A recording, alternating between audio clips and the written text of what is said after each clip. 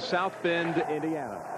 And good afternoon, everyone. I'm Jim Nance. Welcome to this final intense battle between Miami and Notre Dame. Two teams with an undying desire to be number one, battling today. Each team coming in already straddled with one loss on the season, so essentially today is a one-game playoff to stay alive in the national championship race. There have been no pregame scuffles as many had feared, unlike what you just saw at the tail end of Penn State and Boston College. And for more about the going-ons before this contest, let me bring in our sideline man, John Dockery. Doc? Yes, Jim, thank you. And there was a lot of concern about an incident before the game 2 years ago. Remember the skirmish by this tunnel? And last year, the taunting down in the Orange Bowl. But not today. Lots of pregame precautions. Miami officials and security guiding their players out of the locker room, directing them up the far sideline, and they did obediently behave.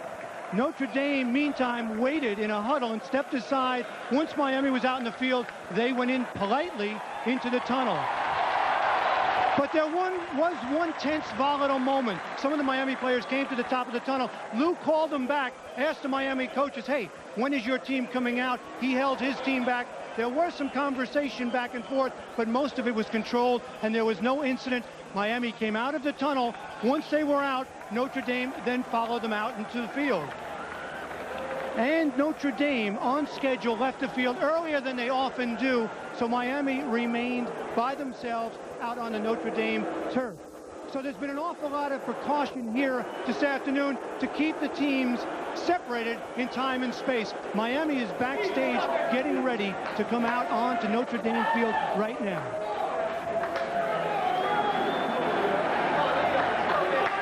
Jim Nance?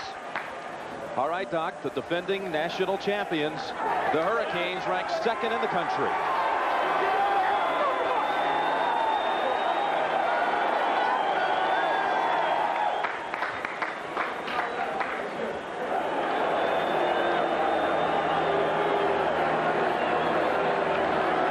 Dennis Erickson won the championship in his first year at Miami. Right now, let me bring in my partner in the booth, Tim Brandt, who's on the sidelines as well. Timmy? Jim, you were right when you said this has been an intense series. As a matter of fact, this rivalry's had the full package. High-profile coaches, super athletes, big plays, bad blood. Last couple of years, it's even lived up to its hype. Lou Holtz says he's never gone into a big game like this with so many concerns, and most of his concerns have to do with his defense. He's quick to point out that Miami averages 37 points a game. They have a Heisman Trophy candidate at quarterback, Craig Erickson, while his defense has given up almost 1,100 passing yards and had a tough time stopping the run. So much so that Lou Holtz himself personally has spent an inordinate amount of time with the defense the last couple of weeks working on fundamentals, confidence, and recognition. You know, as part of the hype, Lou Holtz said there are very few teams playing on Sunday that could stop this Miami club. Then he winked, and he smiled, and he said, but miracles still happen, and they seem to happen more in this place than anywhere else. The players call it big on big. Let's go back upstairs to Jim. Kind of interesting, Tim. As much as they have choreographed the pregame setup to this contest, they still ended up in the tunnel at the same time just a moment ago. That was to be avoided. Now the Fighting Irish, ranked 6th in the nation.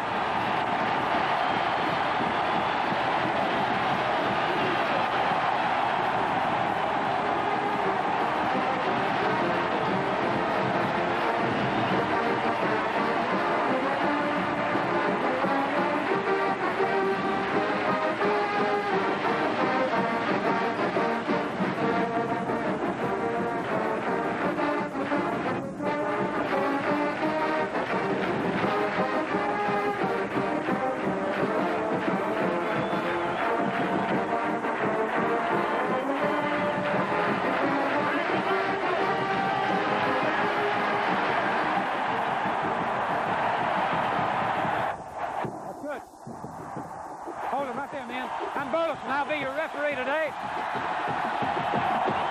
Burleson, I'll be your referee today. Introduce yourself to the Notre Dame captain, man. How you doing?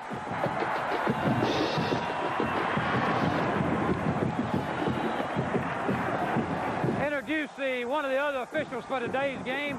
It'll be Mr. Butch Lambert Jr. right here, man. Now, on any penalty that we have today, I'll explain it as many times as necessary. Once you give me your choice, that's it. Can't change your mind. If the choice is obvious, I'm not even going to bother you with it. I'm going to pick it up, mark it off, and tell you what it is. Who's going to call the coin toss? In a minute, we're going to have the coin toss. I'm flipping with a centennial coin. The football is heads. This side is tails. You call in the air. If I drop it, we'll flip again. You call what? Tails. You call tails, and it is tails, and Miami wins the toss. You want to defer? Okay. Miami wins the toss. We'll defer. Your choice this half. You want the ball. Which end will you defend, man? Which way do you want to kick? Turn right around and hold your positions right here. All right, beginning this half, Notre Dame will receive on this end. Miami will kick in the finish. Go shake hands. Let's have a good ball game, man. Miami will kick to the Rocket to start it off. A clean beginning as the rivalry will end today. They're calling it the final chapter, and we'll get it underway in just a moment. CBS Sports presents college football. Live from Notre Dame Stadium in Notre Dame, Indiana, it's the Miami Hurricanes versus the Fighting Irish. Today's CFA game is sponsored by Today's Chevrolet, who invite you to see why more people are winning with the heartbeat of America. LA Gear, unstoppable in performance, new fashion footwear. And by Bud Dry. Why ask why? Try Bud Dry for refreshment that's beyond question. We welcome you back to this bastion of football greatness, Notre Dame Stadium and the Bluegrass Field, which today will see sunny skies and temperatures in the 60s. Cool and crisp and blue skies on an autumn afternoon. You can't get any better than this. Carlos Huerta will kick for the Hurricanes. And the Rocket is standing at the 1-yard line. The final chapter is underway. Into the end zone, Notre Dame will begin from the 20. Rick Meyer, the sophomore quarterback for the Irish. Rodney Culver is their leading rusher. Dorsey Levens joins him in the backfield. Tony Smith and Ragib Ismail, the receivers. Derek Brown from Merritt Island, Florida, is the tight end. Jim, Notre Dame's already made their first change. Tony Brooks is at tailback, not Dorsey Levens.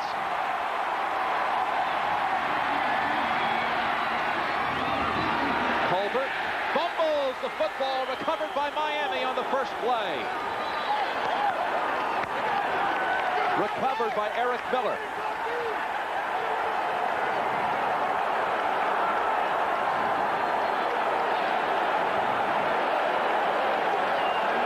The Irish have turned the ball over once in the last 4 games Meyer has started. Meyer fumbled in the Air Force 3, never hurt him. They've really limited turnovers. This one, though, kills them because Miami, by nature and talent, forces you to be better than average. You give up your right to be average when you play Miami. First critical error.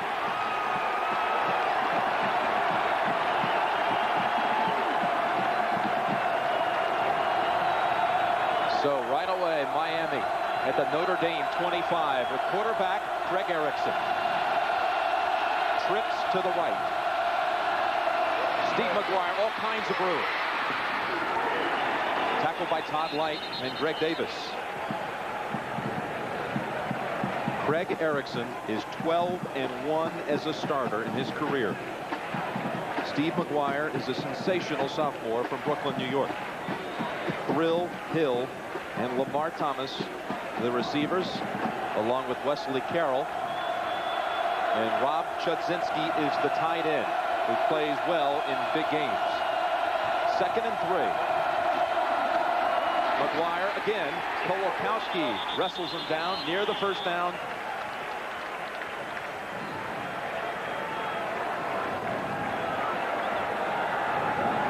They'll measure for the first. Darren Handy at center. He's going to have to get help to work on Zorich. Next to him, Cristobal, Claude Jones. You see the rest of the offensive line. Mike Sullivan, he's been in traction 2 days in the hospital this week. Just got out of the hospital. I spoke to him moments ago, and he says that he is fine. First down, Miami. And nobody knew all week that he had been in the hospital. It was never released, never published. but he was in traction 2 days, and I just talked to him. He says there is some pain, but he's fine right now. Keep in mind, the offensive line, Jim, only goes 6 deep. That's it for Miami. First down, Canes. The 3 receivers to the left. McGuire, the lone back. McGuire. A loss of 3. Kowalkowski.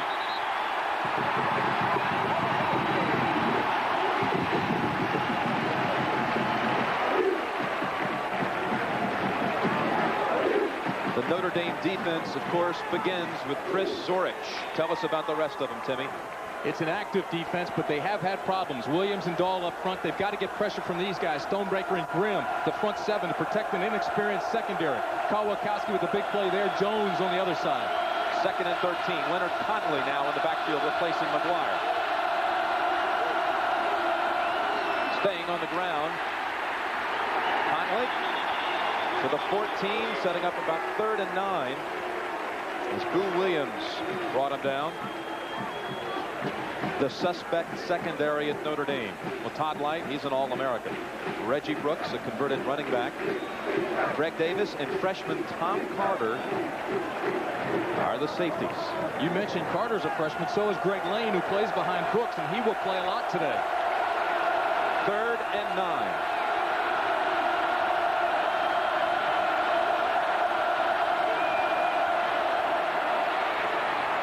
Will run for it. He easily has the first and slides near the goal line. Coming up just shy. Jim, there was a situation where Notre Dame thought they knew what they were going to do, having watched films, having scouted them. They thought they'd go to the wide side of the field. They moved Todd Light, the quarterback, over to the left side of Erickson. Now everybody rolls that way, and nobody has the contain on the force on the side that's open. Andre Jones, number 7, you could see went all the way down to the end zone, so there was nobody there for Erickson. First and goal from the 1. And Jason Marucci comes into the backfield. 2 tight ends, Bethel and Chudzinski. McGuire leaping in for the first score.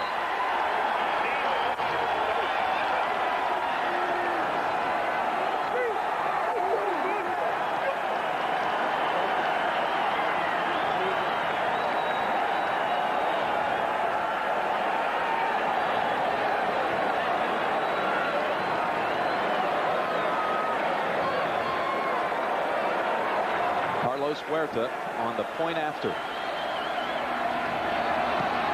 7-0 Miami. 2 minutes and 43 seconds into this contest. A great push by the offensive line of Miami right over center. Watch Steve McGuire, 3rd-year sophomore from Brooklyn, New York, broke all the Miami freshman rushing records, 220 pounds, bench presses 350, runs a 4.5, and you can see he can get up and over Handy, Jones, and Searcy.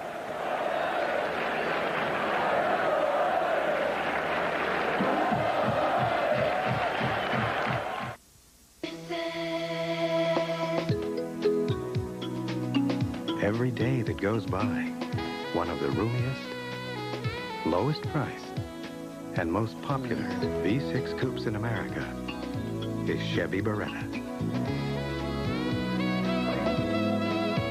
Day by day, more people are winning with the heartbeat of America. Now it's easy to win with the Heartbeat.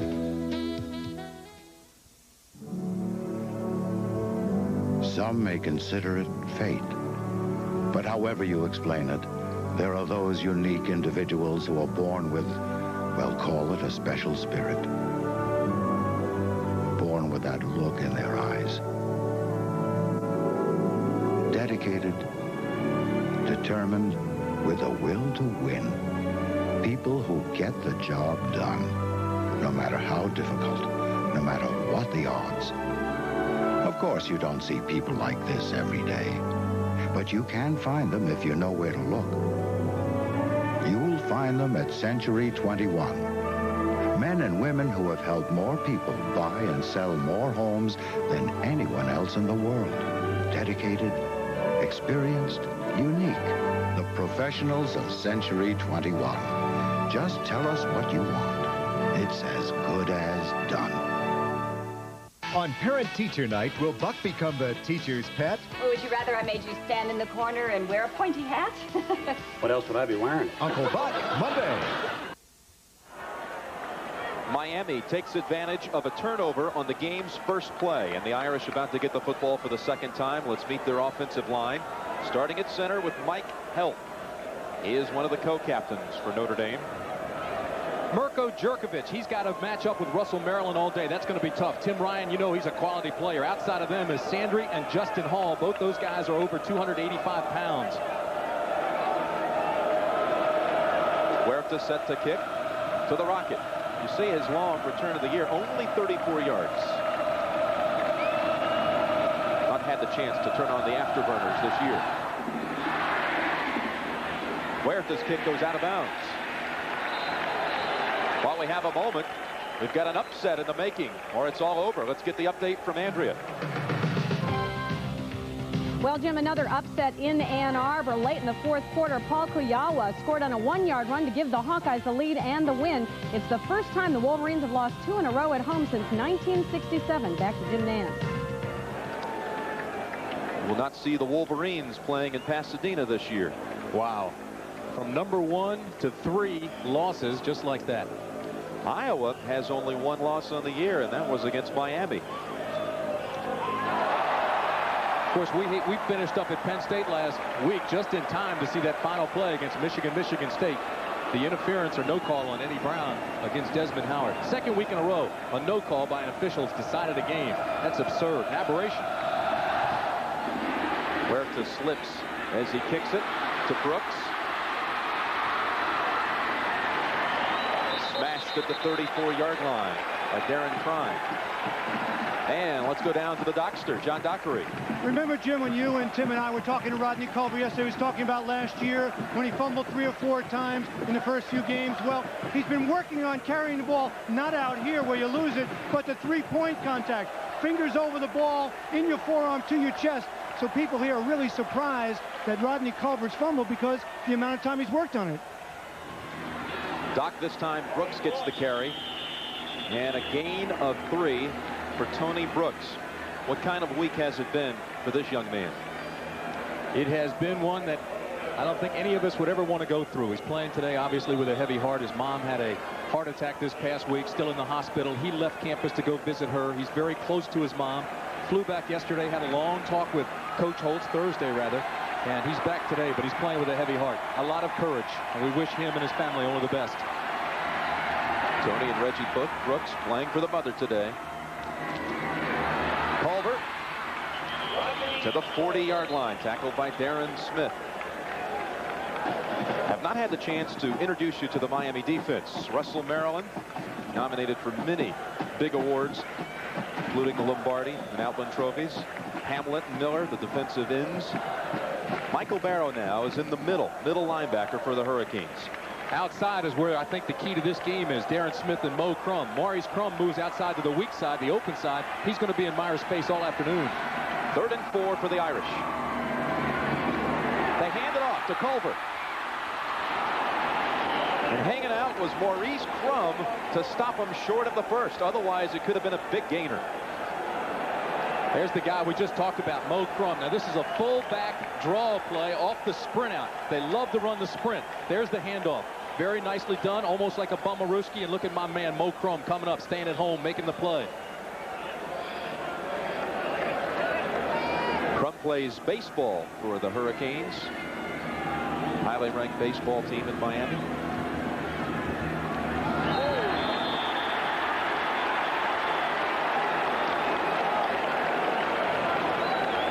Derek Golden says it's against Notre Dame. The officials disagree. If it's against Miami, it's a first down for the Irish.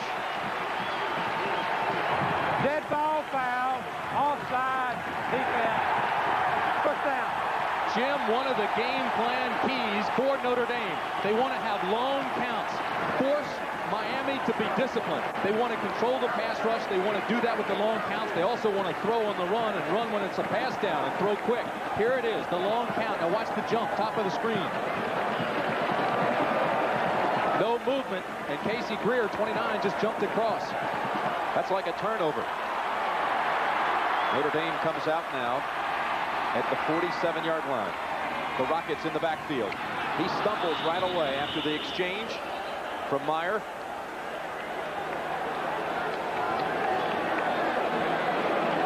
So many different players for Notre Dame can play that tailback position. And as you say that, here comes Waters into the ball game. It's now 3 different tailbacks. Waters, the Rocket, and Tony Brooks. Ismail stays in the game. He's one of the receivers lined up to the left on 2nd and 12. Derek Brown with the first down. Notre Dame in Miami territory.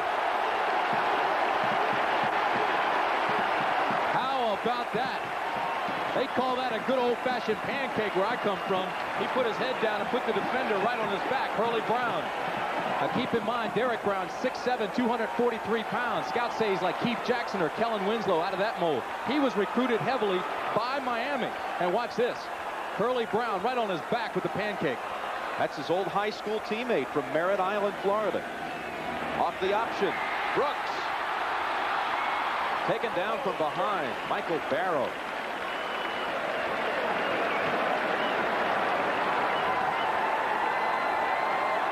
When we were down at Miami a couple of weeks ago for the Florida State game, some of the Miami coaches were second-guessing, saying, I wonder if Derek Brown would like to be in Miami now where we throw all the time. Derek Brown has maintained his good attitude, although they don't use the tight end, haven't yet this year, but I suspect we'll see him a lot today. Culver in the backfield on 2nd and 2. Delay give to Culver. First down inside the 30.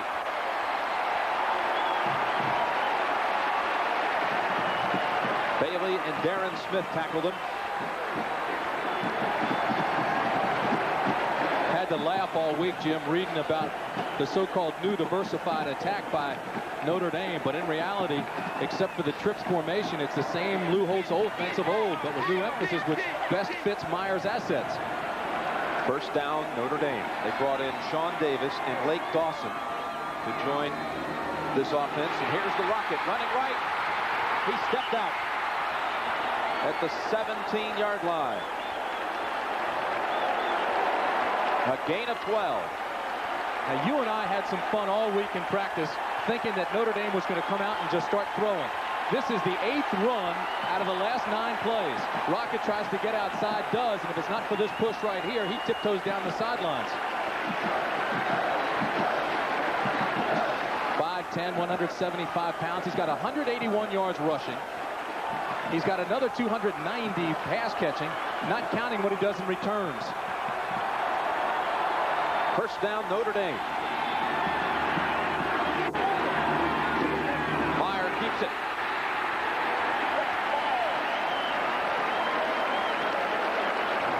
Smith and Bailey on the tackle. How about this?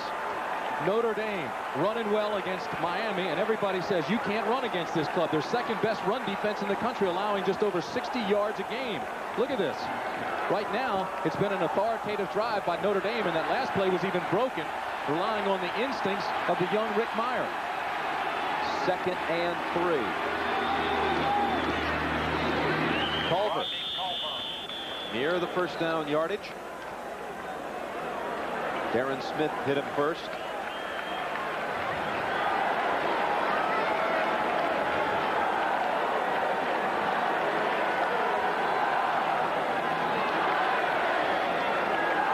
What do you think, Jim? Is Notre Dame showing you something, coming back after a miscue, giving up a quick touchdown, and now going on a long, methodical drive?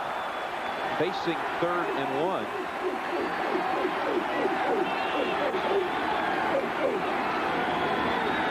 Meyer, corner of the end zone. Incomplete. Intended for Ismail. Robert Bailey stayed right with him. Lou Holtz sends out the field goal unit. Craig Hintrick is the Notre Dame place kicker and punter. This will be a 25-yard attempt. Jim Sexton is the holder.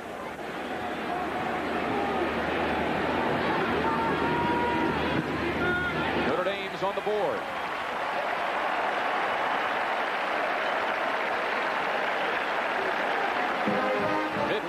the first quarter at Notre Dame Stadium. 7-3 Miami. Wouldn't it be great if you were at a party and suddenly you could read people's minds? And wouldn't it be great if you knew that Candace Robertson wanted beer? Really great beer like Keystone, the fresh, cold-filtered beer in a can that tastes like beer in a bottle because of Keystone's specially lined can. And wouldn't it be great if later that evening you and Candace went to Vegas? Yeah! Cold-filtered Keystone and Keystone Light, bottled beer taste in a can. Wouldn't that be great?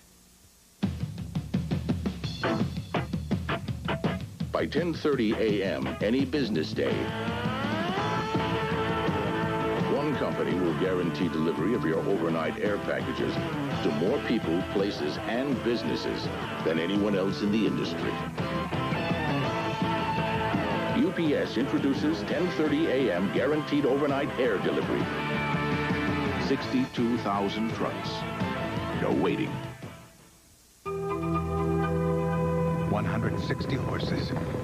That's what Chevy S10 packs into the biggest V6 engine ever put in a compact pickup. Enough power to help switch more truck owners to Chevy last year than to any other truck.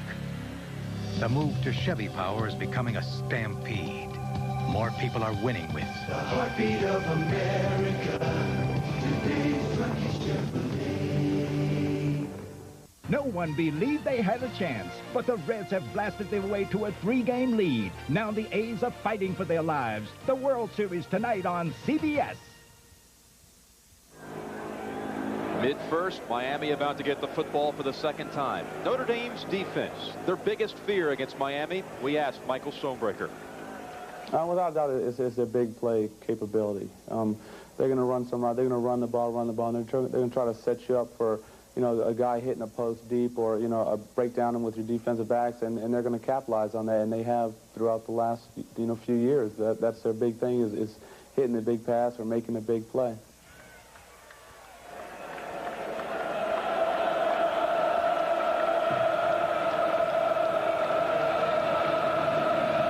Hendrick will kick away to Randall Hill and Kevin Williams. Coming to Williams from the 7.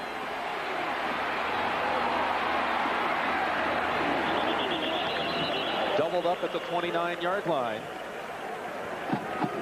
Todd Light, Devon McDonald.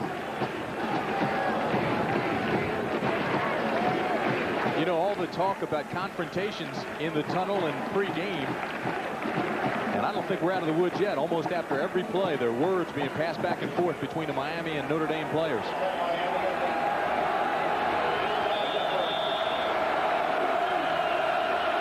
McGuire is the running back. Trips to the left.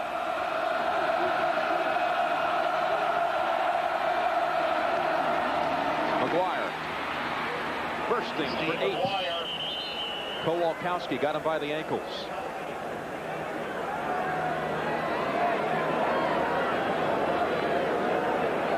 See those numbers, and I think he ought to go up and shake everybody's hand on that offensive line.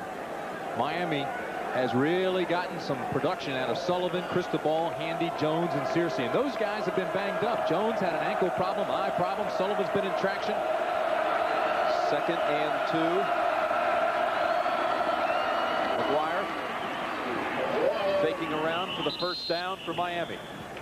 Across the 40-yard line.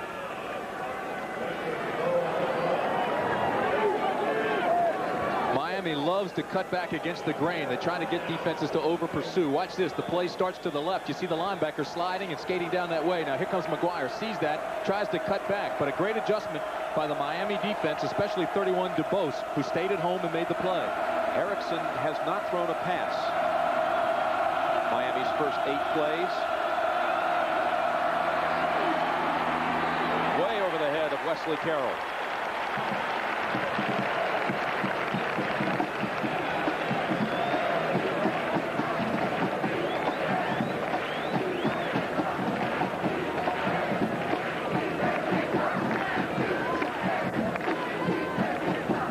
Tech still unbeaten, headed to that showdown in Charlottesville November 3rd against top-ranked Virginia. Got to give some credit to Mac Brown at North Carolina. That tie is a big one for the Tar Heels, having a much better season. Second down 10, and McGuire falls for a loss of a yard. He fell because Andre Jones was there to meet him head on. Jim, so far, Miami's loading up to the wide side of the field. They're using 3 receivers, stretching them all the way to the sidelines, trying to make the Notre Dame defense thin, soft, stretch them out. And then they're running to the short side and trying to power their way and cut back against the flow. 7-3 Miami, facing 3rd and 10. Dubo's coming after Erickson. He'll run it. Short of the first at midfield.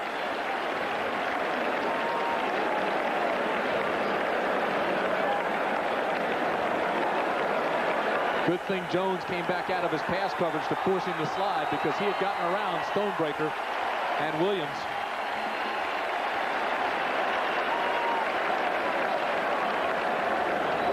Fourth and 2 from the 50. Paul Snyder is the Miami punter. Notre Dame has blocked 3 punts in the last 2 games. Mahalko got 2 last week. Not a good punt by Snyder. With a favorable bounce, and out of bounds at the 20. Only 29 yards. Irish come back out. 7-3 Miami. We'll be right back.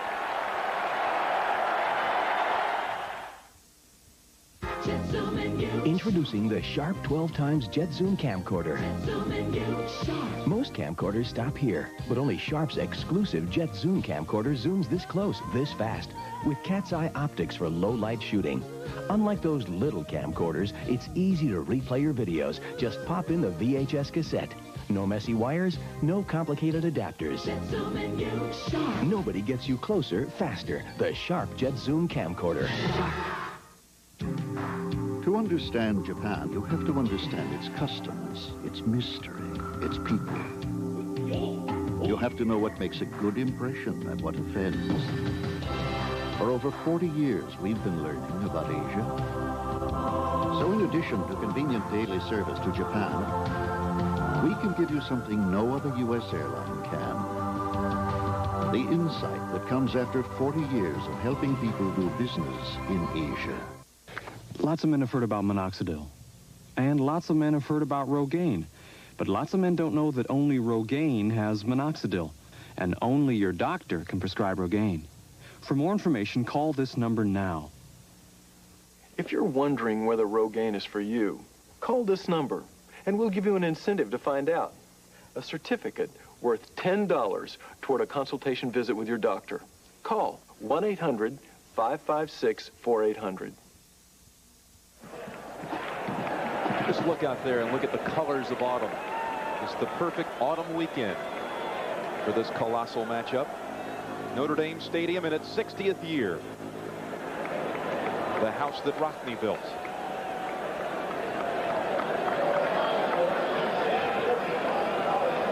$59,075 fans, as always.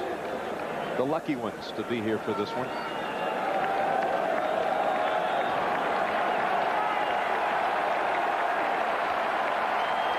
Notre Dame comes out, first down at its 20, lined up in the I with Culver and Brooks. Brooks. Back to the line of scrimmage. Russell Maryland hit him first.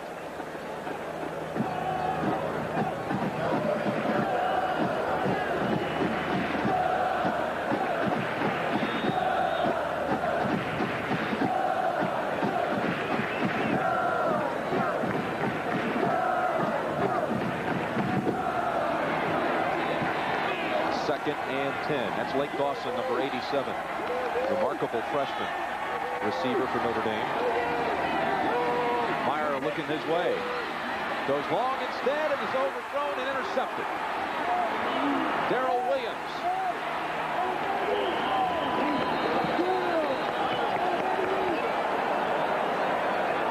There is a flag on the field. Williams with his first interception of the year.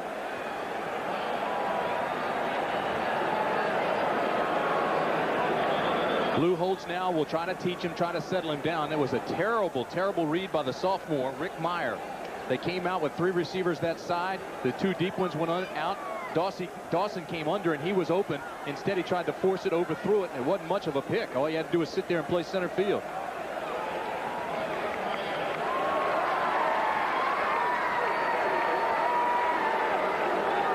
With the officials being so much in the spotlight the last 2 weeks, we should mention the officials come from the Southeastern Conference. 15 yards, first down. SEC crew. Meyer could feel the pressure of the Miami defense. Now watch. Gets pretty good protection, but he can feel it closing in. Steps up in his pocket and now throws. But it was a terrible read, poorly thrown ball. Play action. Erickson going for the home run right away. Caught inside the 5. Lamar Thomas.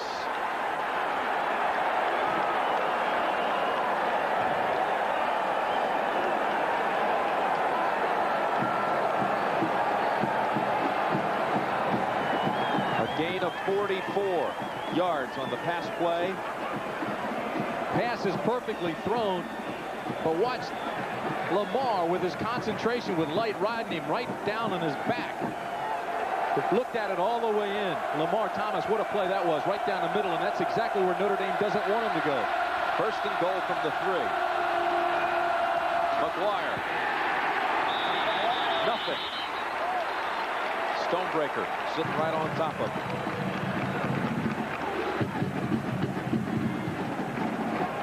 Talking with the defensive coordinators this week, Jim, they were all telling us they want to force those receivers outside. They don't want them coming down that middle and going deep. They let Lamar Thomas inside.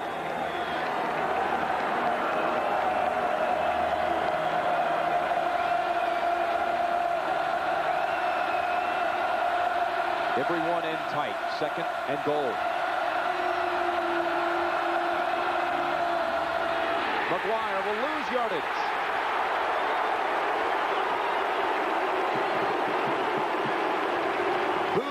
Williams.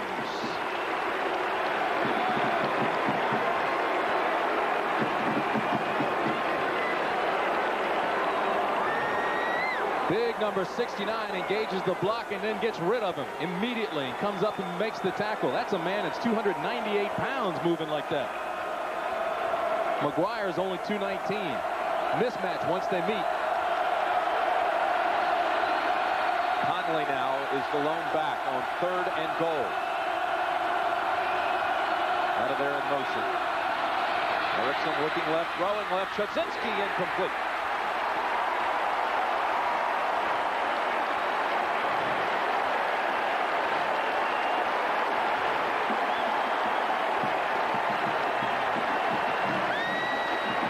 It's a big hold for the Notre Dame defense.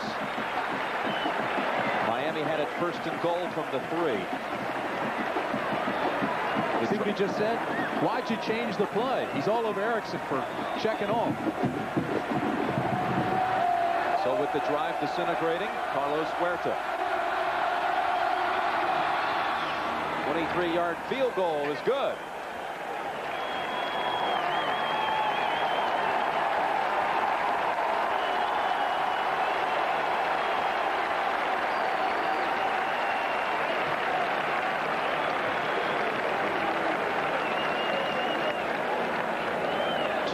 Notre Dame turnovers in its own territory. The story in the first quarter.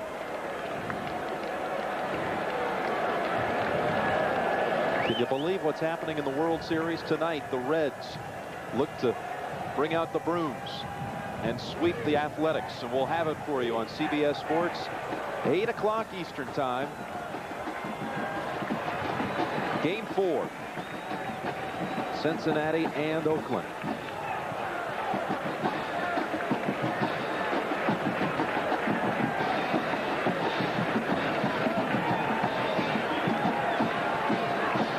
I know the Notre Dame team is rooting for the Oakland A's. Tony La Russa came down and spoke to the team in August when the A's had a series at Chicago against the White Sox. La Russa spoke to the team and really won them over. The Irish are rooting for him.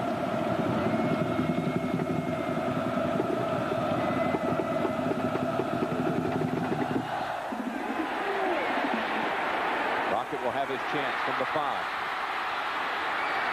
Look out!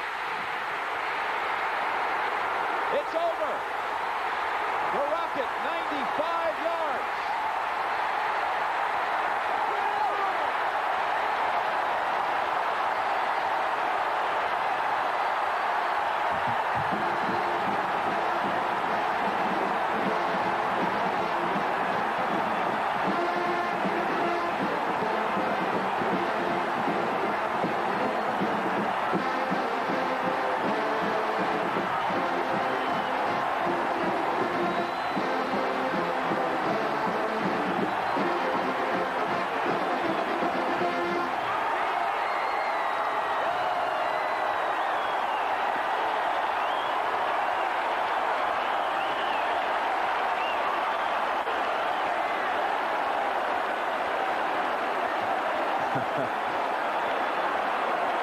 Hendrick, extra point to tie.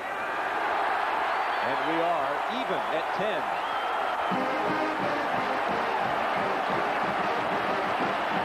A lot of times if you have a bobble or a stumble early on, it allows the defense to overrun. Now, you don't want this, but watch. Here's Rocket. He'll tuck it away and watch what happens. There's the slip. There's the stumble. Now, the defense, staying in its lanes, had already overrun. Look at the wedge. Now they'll kick out on both sides. The Rocket sees the hole to his left, and it's over. Explosion right there. As a freshman, he led the nation in kickoff returns. Last season, his 2 touchdowns on returns beat Michigan. This one gets Notre Dame back in the game against Miami. We're tied at 10. The Rocket.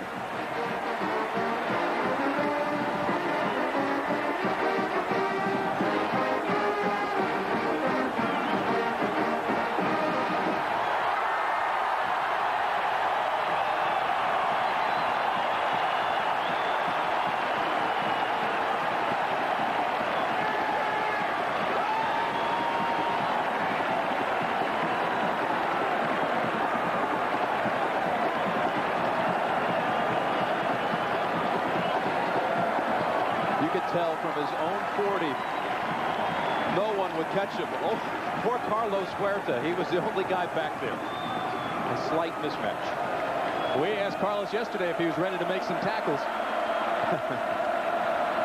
That's the 5th career kickoff return for a touchdown for the Rocket. This is a short kick to the 29-yard line. And hit right away. Casey Greer. For Von McDonald.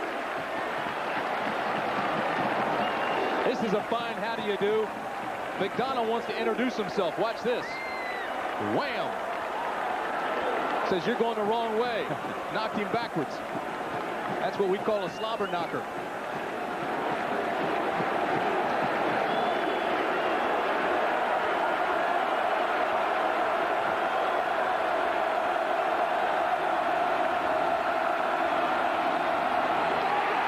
Gets away from the first defender and gains 6. Boo Williams had a chance to drop him for a loss. That'll happen to a big guy if he doesn't break down. Once he gets across the line of scrimmage, now he's got to cap his knees a little bit and break down, drop that big tail, get some leverage. Otherwise, his weight will just carry him past the ball carrier.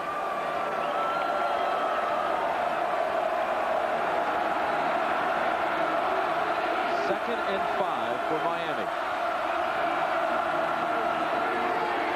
McGuire. First down for the Hurricanes across the 40.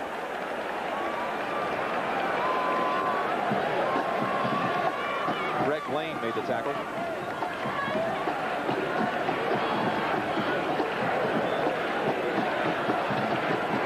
They've already run McGuire 11 times in the first quarter.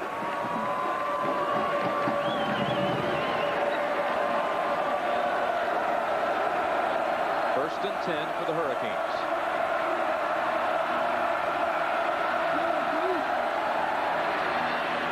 Randall Hill has it.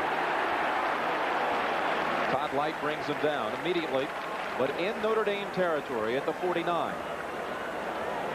May have been the last play of the first quarter.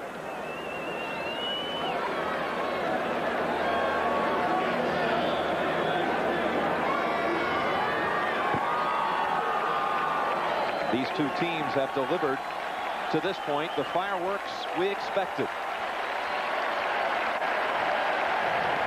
And the Rocket gave all of America a thrill, except for maybe the folks down in Miami with that run back. We'll return to Notre Dame Stadium after this message and a word from your local station. We welcome you back to the start of the second quarter from Notre Dame Stadium. At the controls of the Goodyear Blimp America today is Aaron Jenkins from Spring, Texas.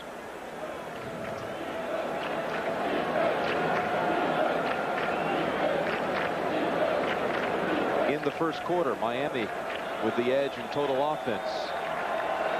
The Rocket was the equalizer. Notre Dame turned it over twice. That's how Miami scored its points. Jim Nance, Tim Brandt, and John Dockery as we start the second quarter. 2nd and 3, Miami. McGuire getting the workout, picking up the first down at the Notre Dame 45. Jim, you think of Miami as the passing team, but in the first period, Miami threw only 4 passes, ran the ball 14 times, and as Stonebreaker, the Irish defensive captain and linebacker, told us before the game, he fears the big play. Notre Dame does, and that's what's taken place. Out of those 4 passes, they've gone 50 yards. And you mentioned the 2 Notre Dame turnovers. Miami going into the wind in this quarter. 1st and 10.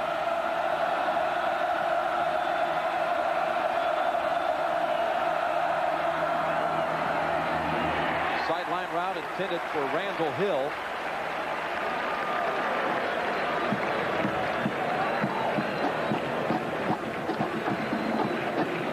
He's the man who last year made the catch on 3rd and 43 in the third quarter against the Irish. Brill Hill picked up the first down on that one, a gain of 44 last November. 2nd and 10. Intercepted back. Greg Davis.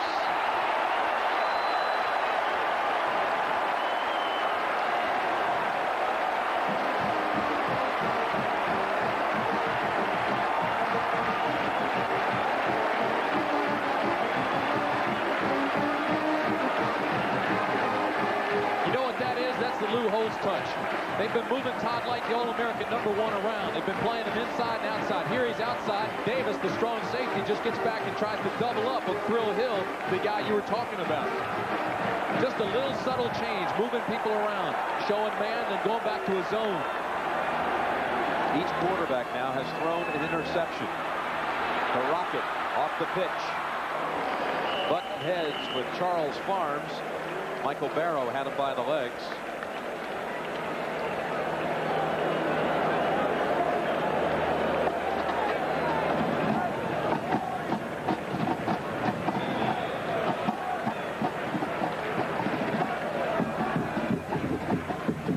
This young man, number 3, Rick Meyer, grew up 35 miles from the Notre Dame campus, Goshen, Indiana. He faces 2nd and 7. Setting up a reverse to the Rocket.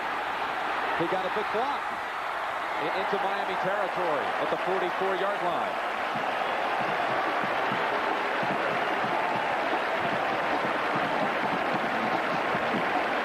You ever seen a reverse in so much traffic?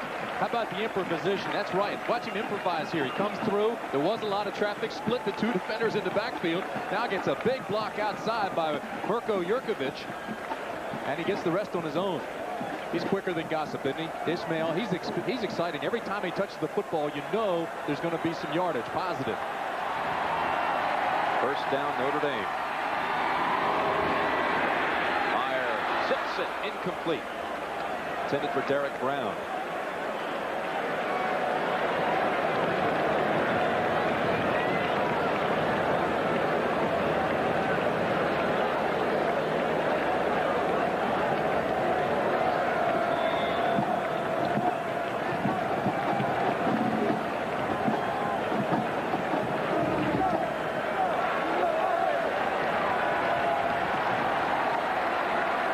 Second and 10. Ricky Waters, one of the Notre Dame captains, is the tailback. Again, they hand it off to Culver.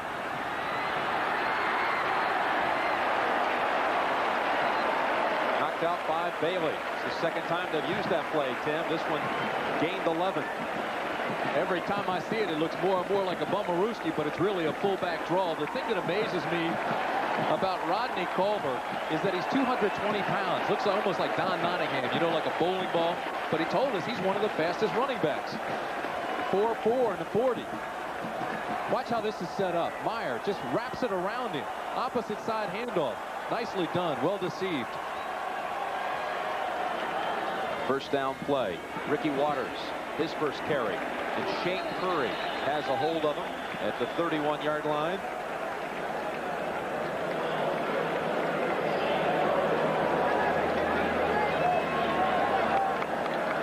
I think that man right there, Jim, is at his best when he's the underdog and in the big games. I don't think there's anybody in football that is better on game day from the sidelines than he is.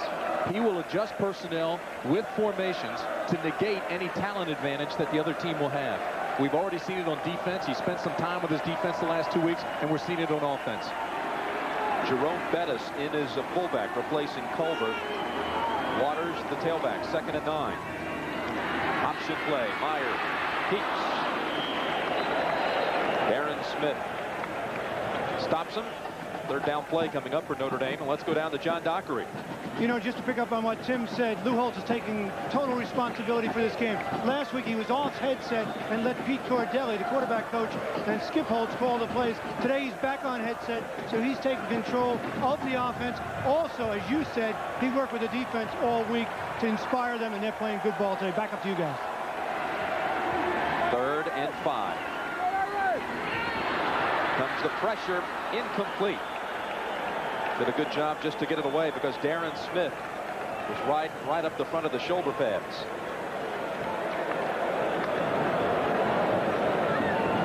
Smith set out last week's shutout victory over Kansas with a hamstring injury. He's had all kinds of nagging problems. He's finally healed from that thigh and shoulder bruise he had earlier, and then you mentioned the hamstring. Field goal time for Notre Dame. First attempt to take the lead. 45-yard attempt. Left hash marked with the wind. Hendrick. It's good.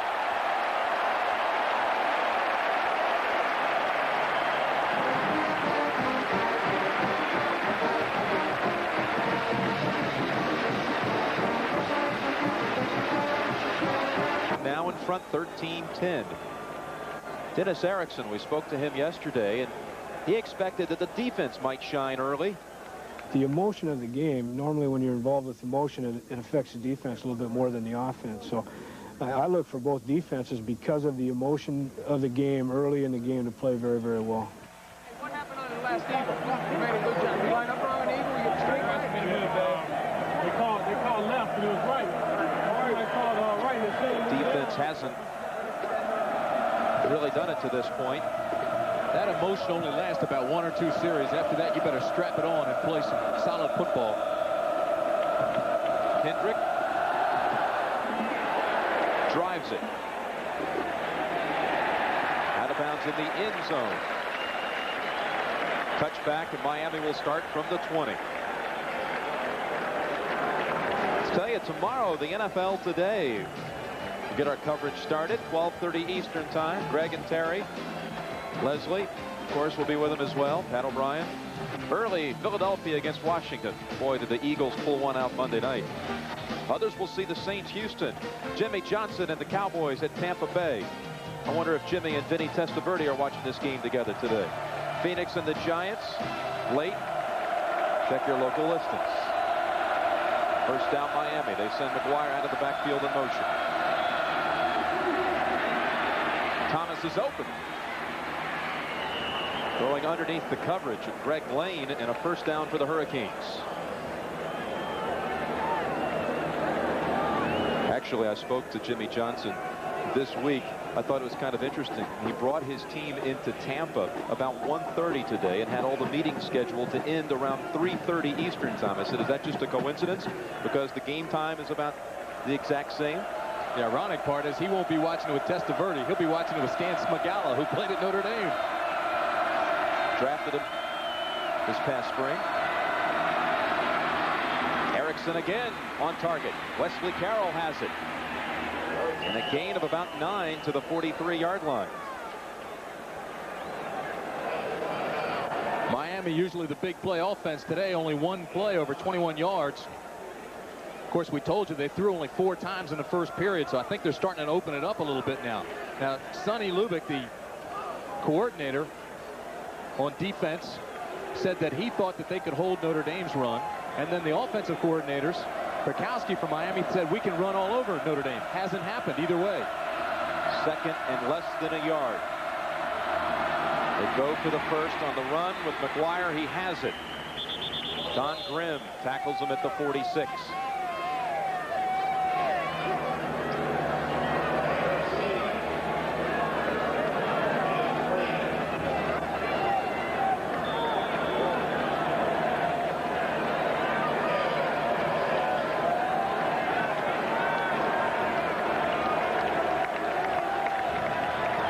McGuire heads to the sidelines, and Leonard Conley is now the running back on 1st and 10 for the Canes.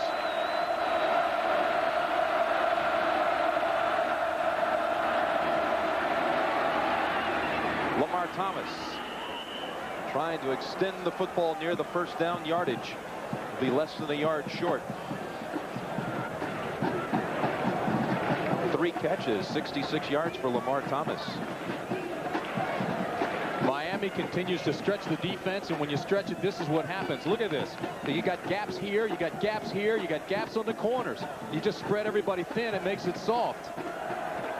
If he wanted to take that ball back up, and I suspect we'll see a quarterback draw later, it's wide open. McGuire returns, 2nd and less than a yard.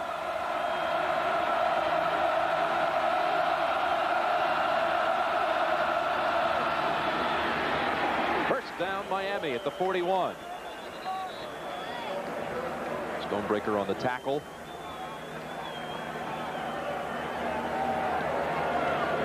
This time they show a little bit different. They bring it inside. See, now you've got guys up here inside for the corner to take out here. And then inside you've got these 2 guys. Watch what happens now. Stonebreaker, top of your screen, all the way up. Reads it right away. His key is Conley. Reads him, comes over. If he had wrapped his arms, he could have taken him backwards. Instead, he let him get the momentum. First down for the Canes from the Notre Dame 41.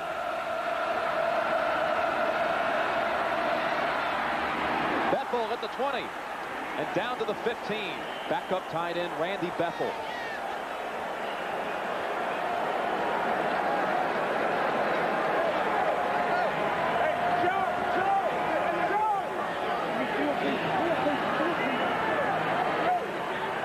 There's the big play you look for. Randy Bethel. He's the speed tight end. The Canes feel that they can get him downfield. So he and Chudzinski alternate. But if they want to get down, they're going to use Bethel. Nobody hit him that time. You got to hit him on the line of scrimmage, not let him off. First down, Miami. Leonard Conley slashing his way inside the 5 and a first down. 1st and goal from the 4.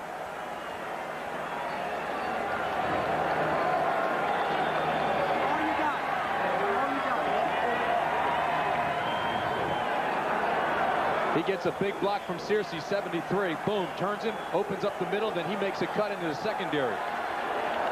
Big blocking up front. Sullivan, Cristobal, Handy, Jones, and Searcy. Cannot say enough about the Miami offensive line.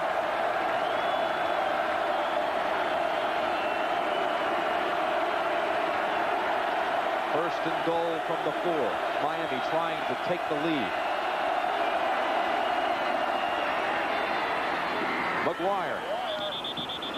Inches short.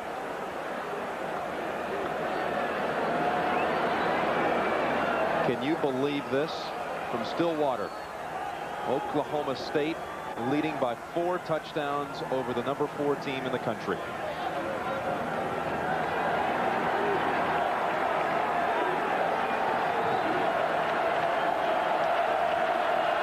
McGuire, the lone running back. He has scored Miami's only touchdown. Erickson on the sneak. Is he across? Waiting for the indication. Yes, touchdown, Miami.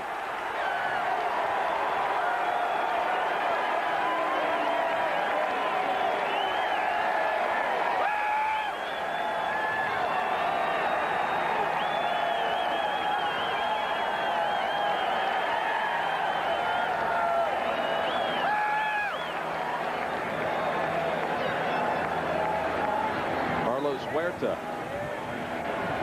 Point after. Joe Moore on the hold. 17-13 Hurricanes over the Irish. Mid-second quarter. Talk about Darren Handy right here, the center, right at the bottom of your screen. Watch him go after 42, the linebacker, Stonebreaker. Here he comes. Wrap him up. Push him out. And then Erickson just drives it in. Here's the other side of it. Release, hit 42, Stonebreaker, and Erickson, who's a 200-pounder, just drives it in.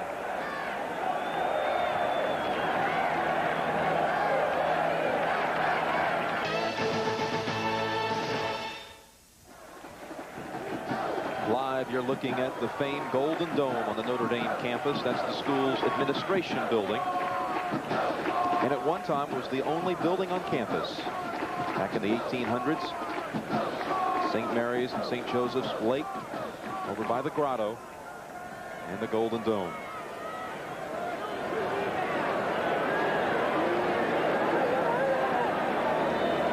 Folks, we've got to correct something.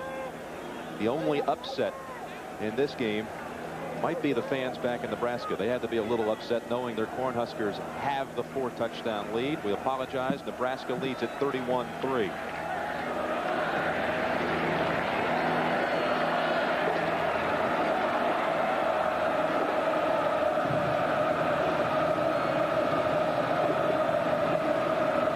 Bear in mind, whenever the Rockets return to kickoff for a touchdown in a game, he has done it twice. 2 touchdowns in the same game.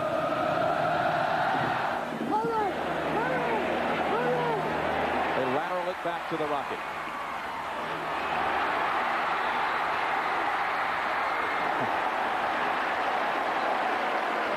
Darrell Williams forced him out. How did he get all the way to the 40?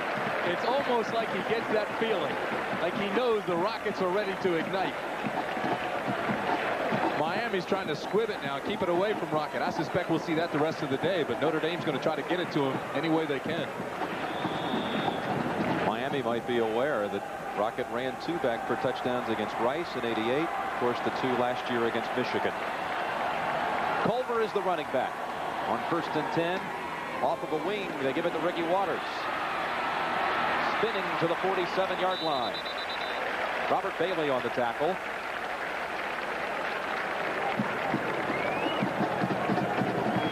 Jim, something to look for, I think, is very interesting is that Erickson was 4 for 5 on that last touchdown drive. So now the attention switches to the young quarterback, Rick Meyer, for Notre Dame. He is 1 for 5 for the game, 13 yards and an interception. He's missed his last 4, and you've got to credit the Miami pressure for that. 3 receivers to the left for Notre Dame on 2nd and 4.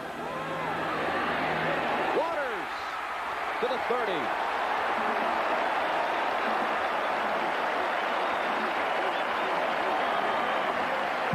23 yards on the pass play.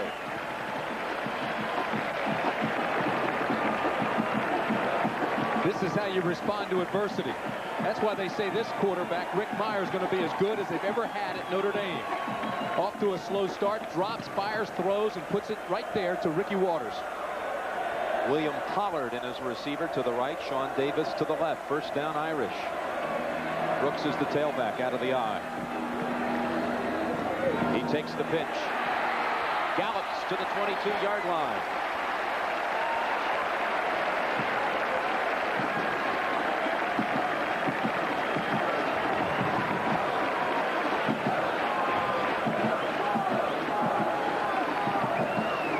Notre Dame's disguising a lot of the same plays with a variety of formations. This time they go back to the standard base offense. They keep everybody in tight. Derek Brown, the tight end, throws a terrific block. 2nd and a long 1. Culver has the first down inside of the 20-yard line.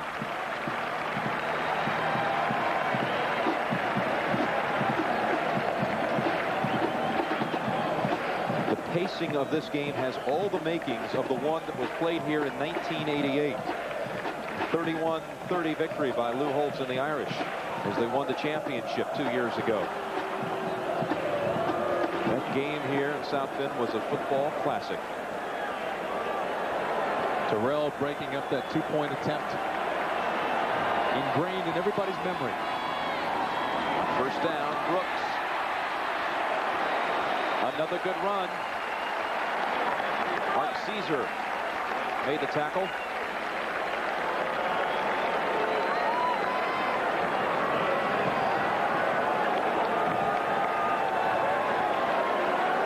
Watch the tight end here. Watch the left tackle here. That's all you have to do, and you'll see why this play works. Release, engage, influence, and ride them out of the hole. 2nd and 4. Pitch to Brooks.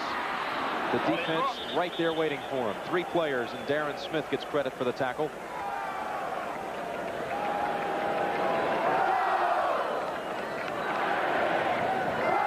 Virginia trailed at one point in that game, 14-9. And Virginia has an off week before Georgia Tech in 2 weeks. Can't count the number of times people ask me if Virginia's for real. Cavaliers are.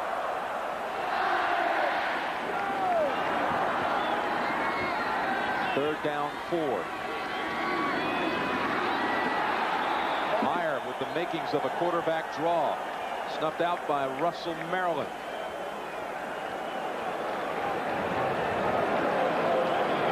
Watch the left side of your screen here.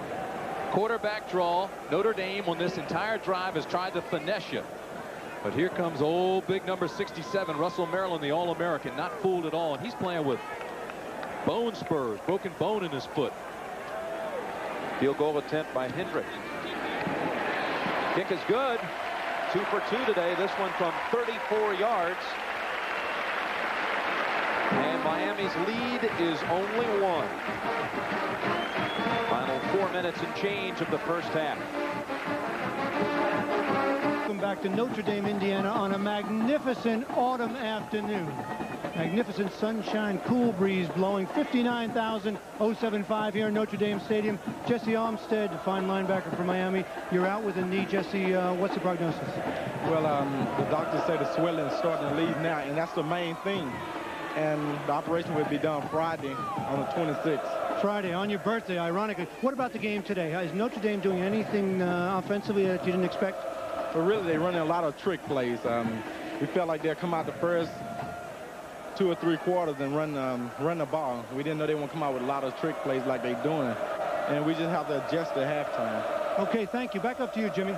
All right, Doc. Hendrick, 3 for 3 in field goals. 2 in this quarter. And he really lets this one go. Through the end zone, a touchback.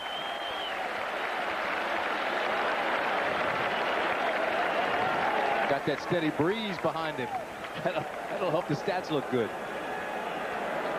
Had our share of scoring here in the first half, Tim. Started with McGuire after a Notre Dame turnover just 2 minutes into the game. Hendrick with a field goal. Huerta matched it.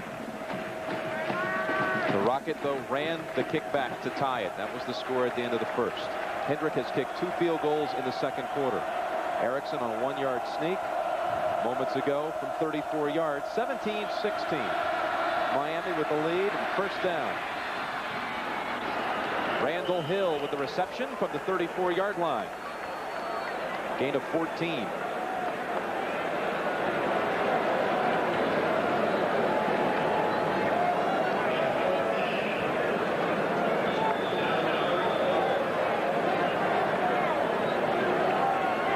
Jim, you said this game so far has matched its buildup. Miami scored on 3 of 5 possessions. Notre Dame 4 of its 6. First down, Miami.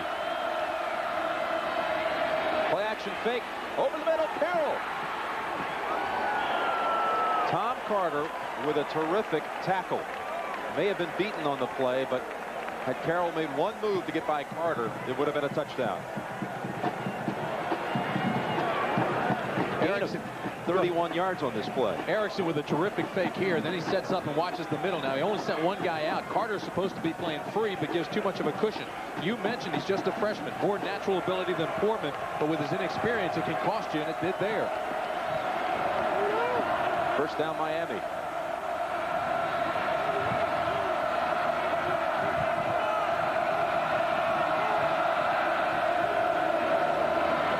quickly to Hill. Not a good pass.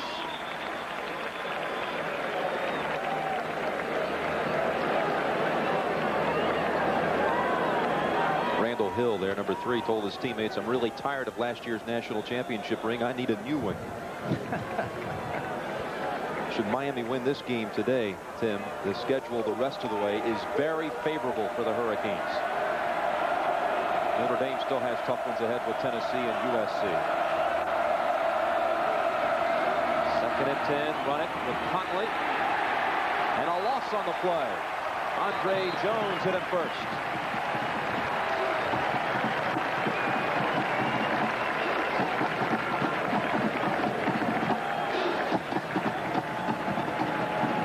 Watch the left side of your screen. Jones, number 7, keeps his outside leverage, forces Conley back inside, then tucks that tail and comes up and makes the stick. The play really was made by Stonebreaker, who made the pressure. He came on the blitz, forced everything out to Andre Jones very quickly. More quickly than I think Miami wanted to get out there. 3rd down, 12.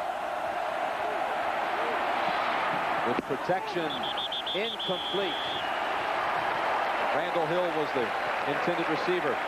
Reggie Brooks with good coverage.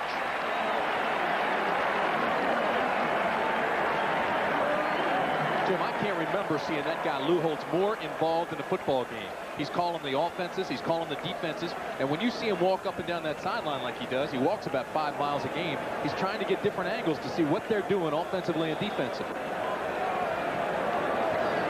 Interesting, Miami from the 37 will bypass a 54-yard field goal attempt into the wind. They'll punt it instead. Paul Snyder. Big spiral about a yard too long into the end zone.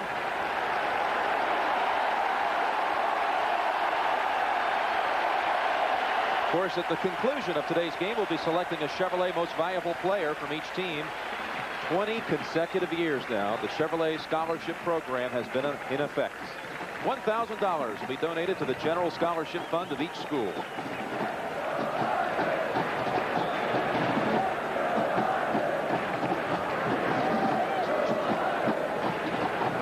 .233 left in the 2nd quarter. Miami 17, Notre Dame 16. Again, forward handoff to Culver. He picks up 8. Down to John Dockery. Yeah, Jim, let me just tell you something here. Rocket Ismail, big story on the bench is that you won't see Rocket Ismail in the game on this particular series. He's on the bench. The trainers are checking him out. Be with you in a second, my friend. They're checking him out, and he won't be back. He appears to be groggy. No official word from the Notre Dame bench at the moment. We'll keep you posted. Back to you guys. 2nd and 2. Brooks has the first down.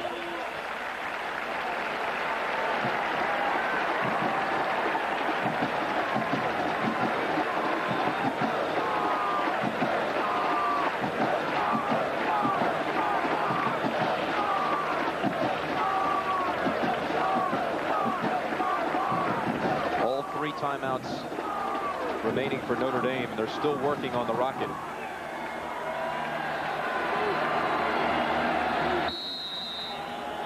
Timeout called by the Irish.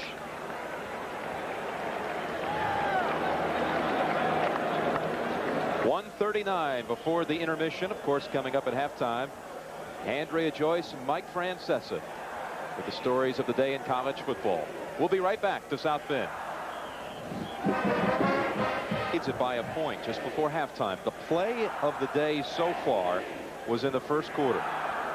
Ragib Ismail nearly stumbling after taking the kick and then exploding for a 94-yard run back. Tied the game 10-10. But at this moment, the Rocket is a little groggy. And for more on that, let's go down again to John Dockery. Thank you, Jim. And the team doctor from Notre Dame came over, was a little more cooperative than that security guard. He told me basically the Rocket is dizzy. Things are spinning around. At this moment in time, he cannot play. So what they're going to do is they're going to take him in at half. They're going to check him out again and to see if he can play in the 2nd half. We'll keep you posted.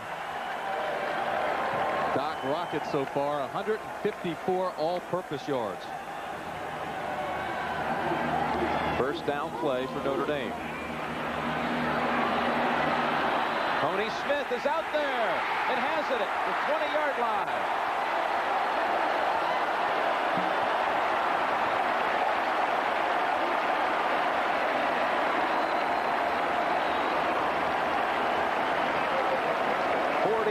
Yards for Notre Dame.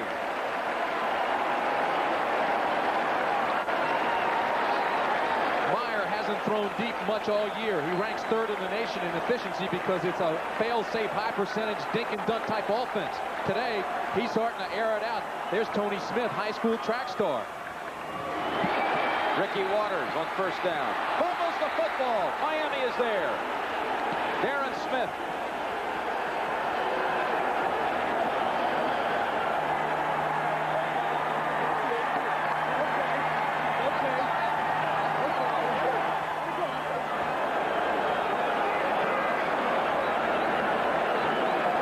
Turnover for the Irish. Lou Holtz, ever the master psychologist, telling his team it's okay. That's what it should do at this instance, too, because this is very uncharacteristic of Notre Dame. We told you only one turnover in the last 4 games that Meyer has started. This is just a big hit. Watch it. Inside out leverage again. Strips there, and then here comes the hit. Oh, my. Michael Barrow with the hit. Moved him inside. He's now the starting middle linebacker, 222-pound sophomore. It's a good lick.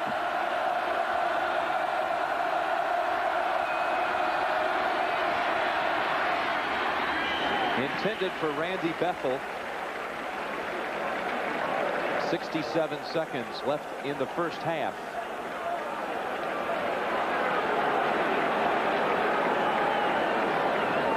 Pretty indicative, huh? Look at that.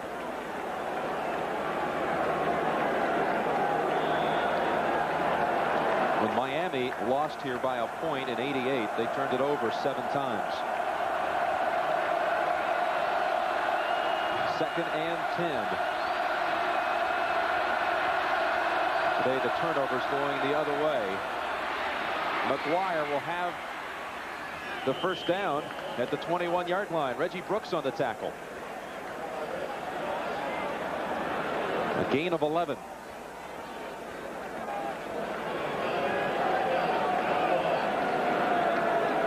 Miami has all of its timeouts left here in the second quarter.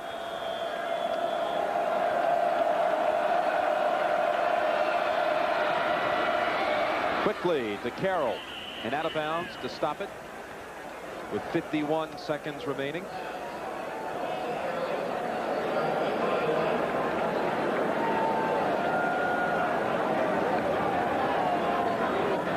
Now, just prior to that last play, the Rocket got an early start on halftime, headed back to the locker room.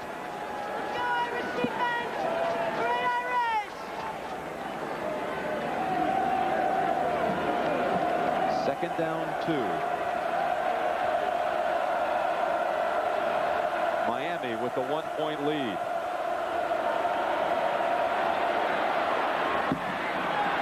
Over the head of Randall Hill.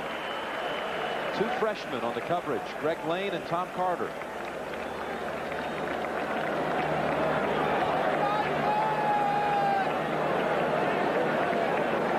Miami coaches know a lot about Tom Carter. Jogging back. He's from St. Petersburg, Florida. Certainly recruited by the Canes, but headed to South Bend.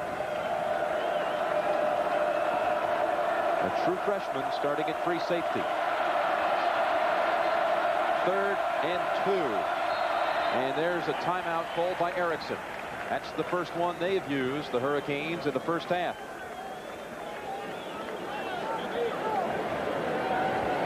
And right underneath the blimp.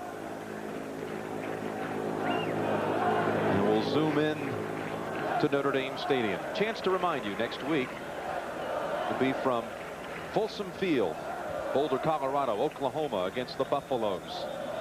Next Saturday starting at 2 Eastern time. And a moment ago you may have seen it. The Sooners are trailing in the 4th quarter to Iowa State 33-31. 3rd and 2. This will pick up the first. Hill gets a little extra before stopping the clock. A gain of 15 with 40 seconds remaining.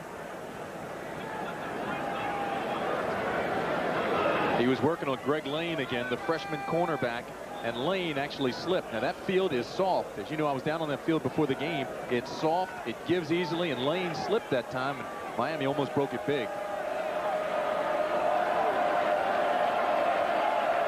First down for the Canes.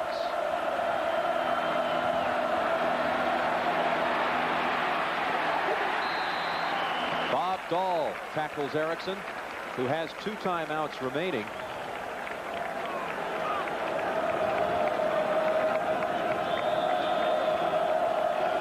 Should have maybe used one right there. Connolly is the running back, and now he uses it. Boy, that's a waste of time right there. He tried to get the play off, Jim. He was trying to audibilize out to the wide receiver, and Hill couldn't hear him. Hill threw up the arms like, I don't know what the heck you're talking about, and he finally had to call the time.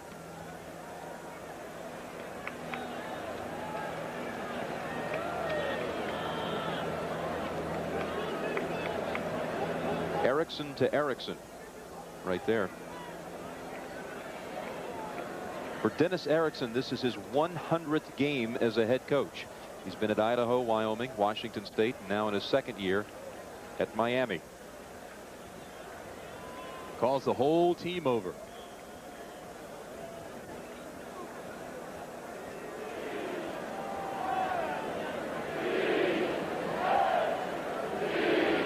You know, in the last 4 years, this has really become college football's hottest rivalry. 5 years, really. And it ends today. The series ends today between Notre Dame and Miami. The winner, 4 times in the 80s of this contest, went on to win the national championship. Miami winning 5 of the last 6. D! All right, defense! Give for the defense! Come on, Irish! Stay your defense! 15 more seconds!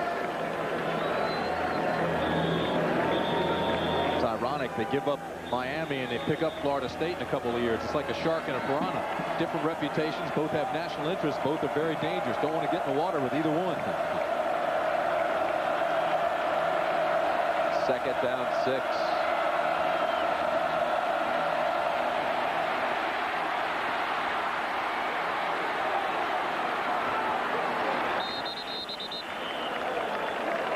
One timeout left. And just enough to launch one to the end zone.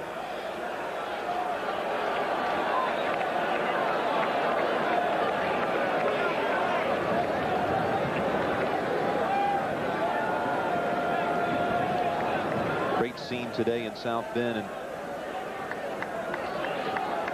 really an equally excitable crowd last year in the Orange Bowl. And Dennis Erickson said that win against Notre Dame, 27-10 last year, made the community of Miami realize I can coach.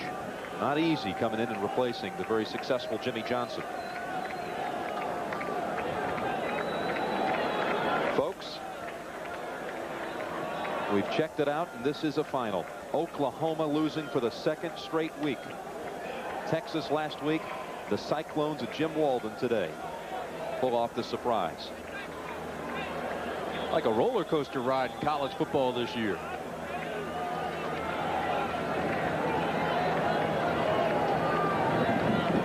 Mike and Andrea will have details coming up at halftime.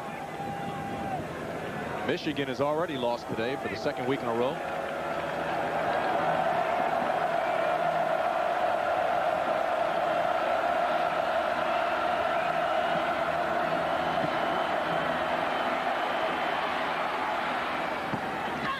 It's the completion, but that's all. Horace Copeland. It's a 1-point game at the intermission. Miami 17, Notre Dame 16. It's setting up for a tremendous 2nd half in South Bend. Now let's take you to Andrea Joyce in Studio 45 in New York. All right, Jim, as you mentioned, Oklahoma and Michigan have lost today, but Virginia rolls on with another victory to stay #1. Mike and I will be here with scores and highlights, but first, a message and a word from your local station.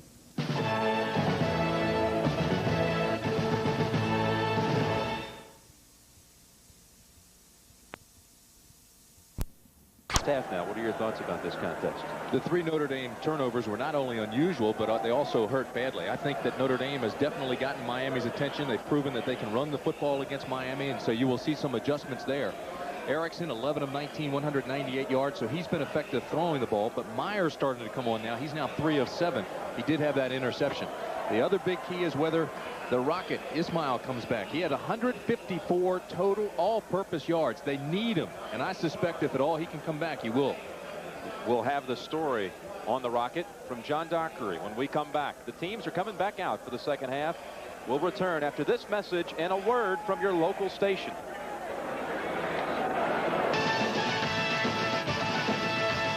CBS Sports coverage of today's CFA game is sponsored by Toyota's quality line of cars and trucks. Toyota, I love what you do for me.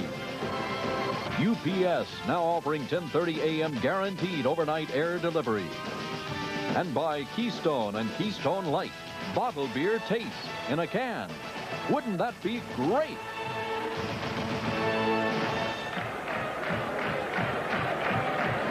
On a sunny but cool and crisp. Yes, it's a autumn afternoon. Best way you can describe it. One of your favorite autumn afternoons. Set for the second half between Miami and Notre Dame. But just moments ago, John Dockery spoke with Lou Holtz about the second half. Well, I think the first half we had 3 turnovers. You can't do that. We got to get a little more pressure on the quarterback, but it's a football game where we have to control our own destiny, and we can't do the things that we've done. But I'm proud of them. They played hard and well. Thank you, Coach. Of course, part of that destiny revolves around the Rocket, Ismail, and right now the doctors told me that he was dehydrated in the first half. He was a little woozy, didn't know where he was. They're filling him with fluids, and they hope that he'll be able to play in the second half. Now back to you guys.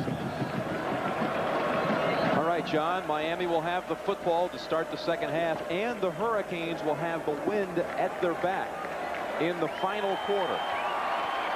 Now a late arrival.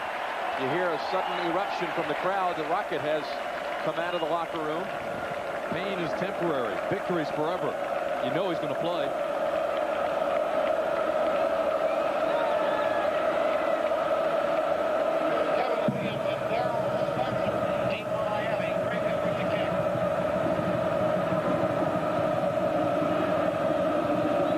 Craig Hendrick will get it started. Williams is the deep man.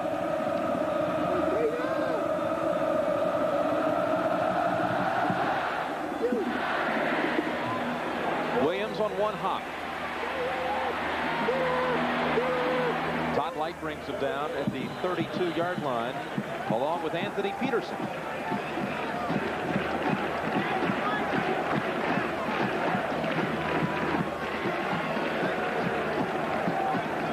This is what Miami's been doing with the pass.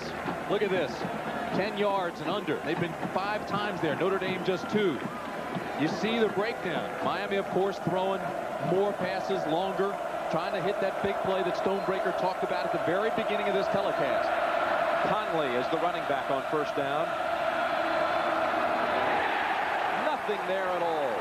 Maybe a loss. Chris Zorich on the tackle. Key word for Notre Dame defensively is disruption. Zorich slides right down the line of scrimmage, explodes off the ball, run to the key, find the ball, get there instead of the old shuffle, step, read and react that Notre Dame used to do. Zorich says, I have one goal, to win the national championship. I'll do whatever it takes. A loss of 2. 2nd and 12. Right side through the hands of Randy Bethel. Andre Jones guarding him.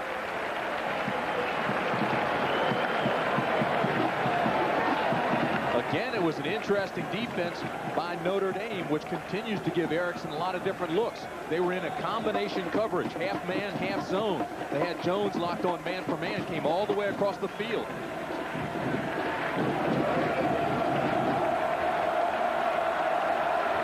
Third and 12 for the Canes.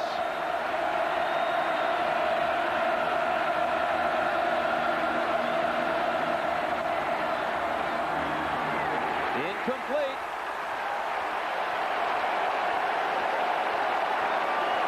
Randall Will Hill could not come down with it.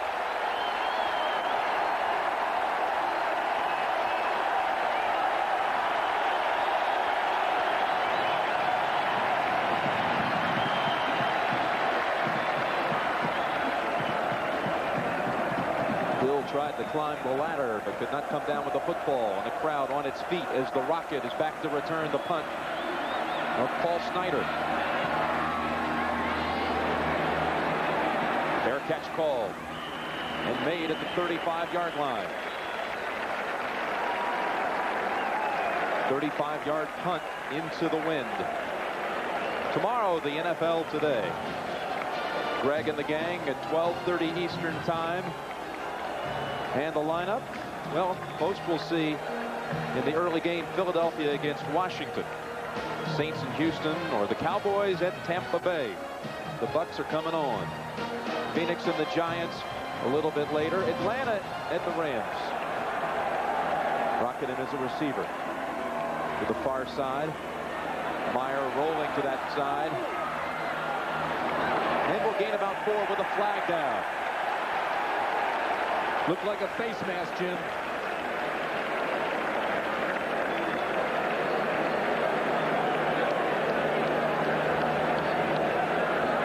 Notre Dame loves to run that sprint. That's what Miami was expecting out of them this entire game.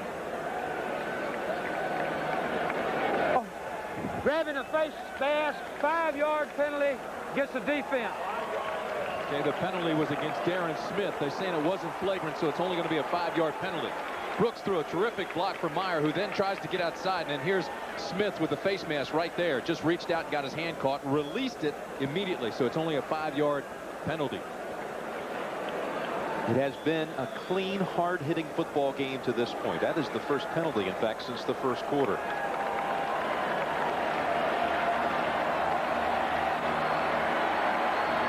First and 3.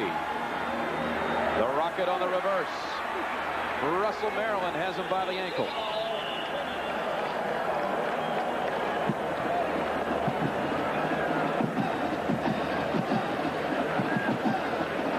It's unusual that they would run this back to the short side. They show Brooks coming to the wide side of the field and hand it off to the Rocket going back to the short side. A guy with that kind of ability, you want to give him the biggest opportunity, the most room to use those talents to get away from Mo Crum. Loss of yardage. Second down. Meyer keeps on the option. Tackled by Smith and Crum. Third and short coming up for the Irish.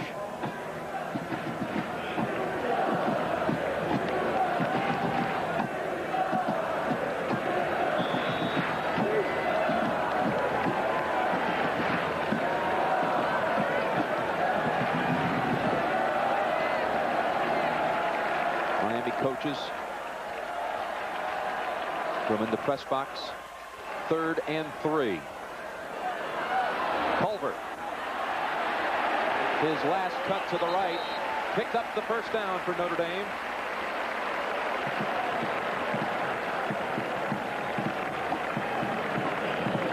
Tackled by Anthony Hamlet. You know, the motto at Notre Dame, or at IBM rather, for years has always been think. Culver works for IBM in the offseason, and he came through that time and was thinking immediately. He saw the pursuit, waited, and then bounced it outside for the first. First from the 47 of Notre Dame. Meyer, and a gain of 8. Secondary tackle by Darrell Williams.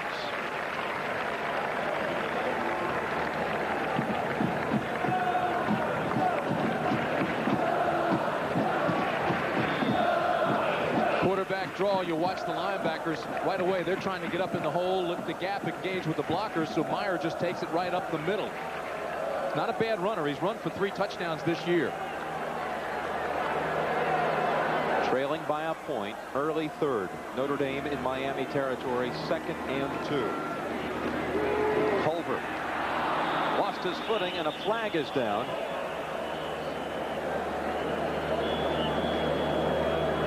Flag away from the football. That whole thing was screwy for Notre Dame. They had too many guys on the field and had to get Brooks off at the last second.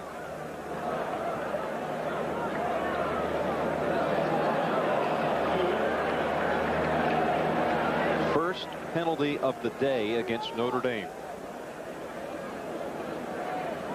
Adrian Gerald on the illegal block.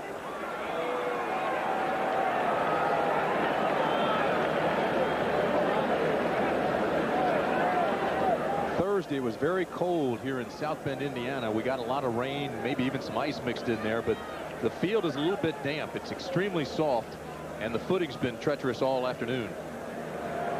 We have clipping against the offense, 15 yards from the previous spot. Replay, second down.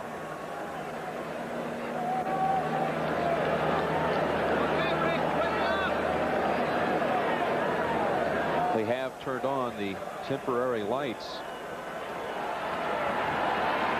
although the sun is still out. 2nd and 16. Throwing on the run for the Rocket. First down at the Miami 36-yard line. And look out. Tony Smith, number 83, is lucky he didn't get thrown out of the game. Threw a right cross that time. After that play, trying to protect Rocket. Here's the sprint out. They love to run this play. Culver in front. Gives the protection to Meyer, who throws off that back foot. Now watch this. Here's Rocket. Knows where the sideline is. Gives a little stutter step there. Almost loses his head. End of this play, though, Tony Smith threw a right cross. See number 83 there? Top left of your screen. Shane Curry, number 44, came across pretty hard, too, for Miami. First down play. And another reception. Lake Dawson, freshman from Federal Way, Washington. All right, we just got to slow down here. Okay, second and short, so let's just go right to, yeah, Eagle. Got me. Sonny Lubick was on the front row for the Miami coaches in the booth, sending down some signals to Dennis Erickson. 2nd and 1. Tony Brooks is the tailback out of the eye.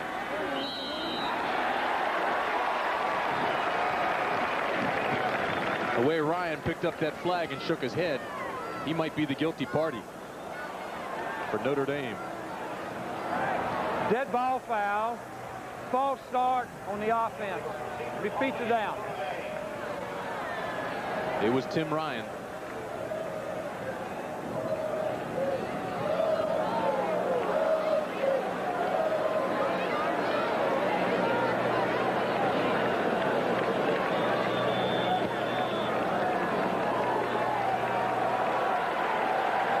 Second and 6. Movement again.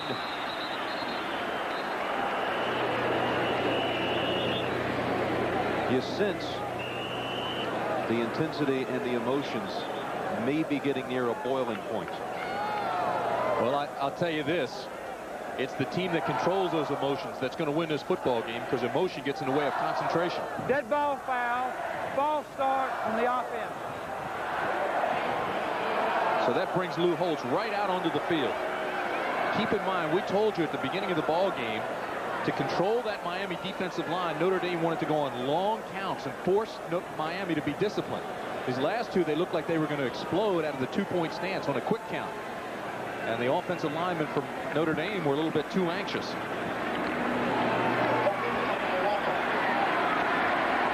Second and 11 after the back-to-back penalties. Rusty Medeiros coming in on Meyer. He gets it away to Culver. And Darren Smith holds on to the leg.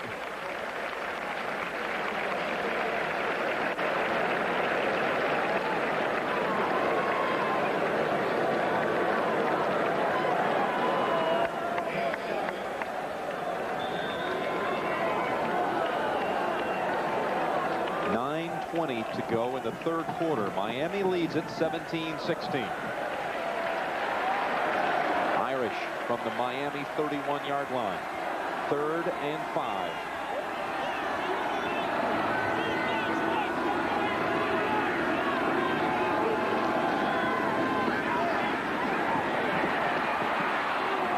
Meyer just gets it away. No receiver in the area. Darren Smith had pressure on the sophomore quarterback.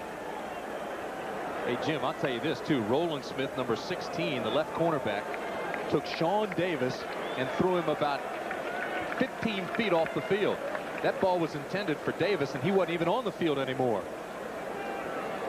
Here comes the pressure outside on Meyer. Brooks tries to get a handle on Smith, gets him just long enough, but there was no chance of completing that pass. Greg Hendrick can give Notre Dame the lead. He's a perfect 3 for 3 today. This is a career long attempt. 49 yards. Long enough, but wide to the left.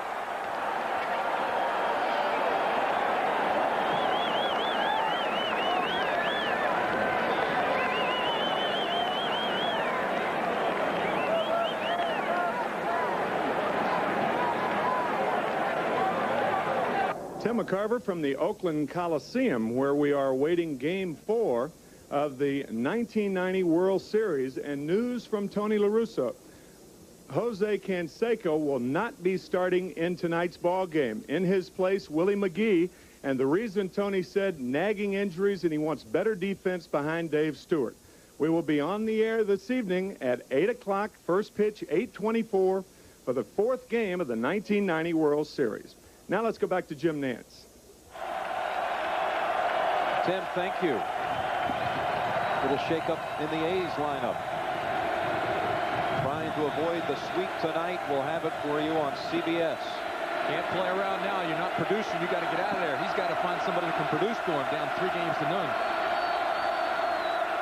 Miami takes over after the missed field goal from its 31-yard line. Running it with McGuire. Fumble the football. Recovered by Notre Dame.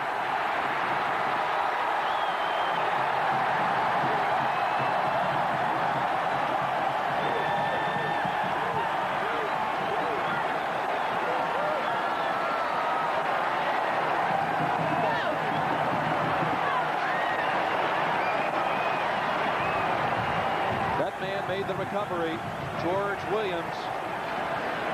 Watch Sullivan and Cristobal, the 2 linemen. They pull. They try to open it, but then comes the pursuit from the inside. Kawakowski made the hit, the fumble. Watch this. There's Kawakowski, who slid down from his linebacker spot. Makes the hit, and the ball's loose right now. From the 25, Tony Brooks. A gain of 5. Russell Maryland on the tackle.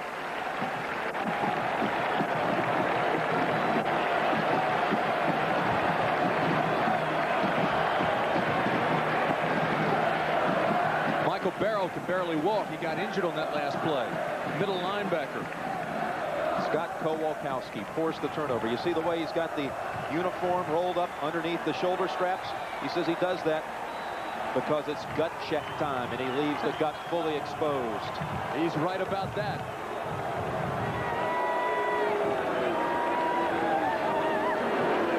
Michael Barrow, the middle linebacker for Miami's really shaken up, injured his leg. He doesn't want to leave the football game.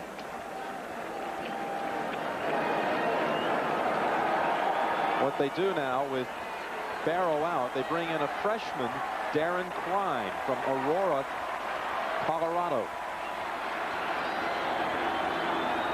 2nd down 4. They go inside. Culver to the 16. Bailey and Klein, number 91, the new man on the field, make the tackle.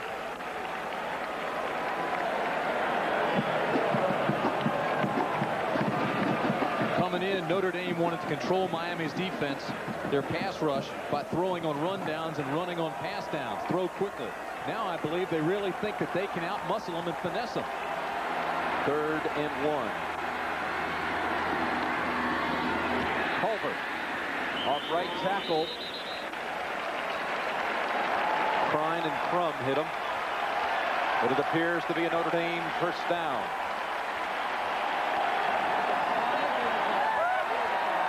It is.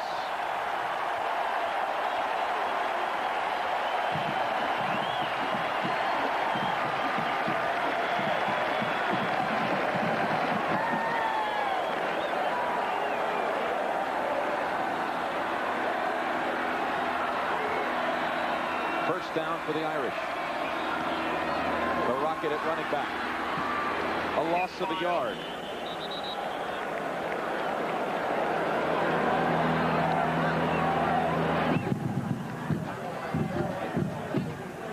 That's a big play. First down is critical once you get down in the red zone. You want to come up with 2nd and 4, 2nd and 3, something like that. Rocket actually lost yardage on that play. And it surprised me a little bit because Notre Dame felt like they could control the line of scrimmage on this series. 2 straight aheads with Culver. They got a first down. A loss of 2, Tim Brandt. 2nd down and 12. Culver, the lone back.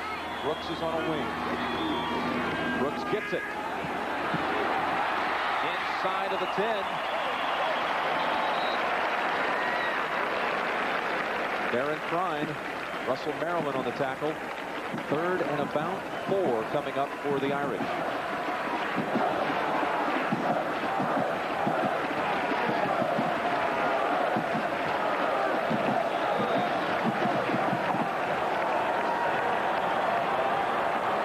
Michael Barrow has returned.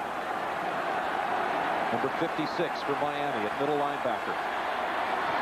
3rd down, we'll call it 5. 3rd and 5.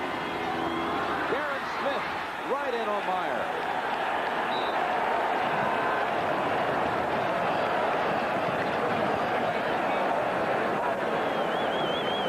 A loss of 9 on that play, Tim. He was coming right now, almost before the ball snapped. Coming off the corner, he had pursuit. You call that a C stunt, coming from the outside, bellow it in. It's a big play by Darren Smith. Field goal time straight away from 35 yards. Hendrick can give the Irish the lead. Sexton on the hold. The kick splits the sticks. And Notre Dame is indeed in front.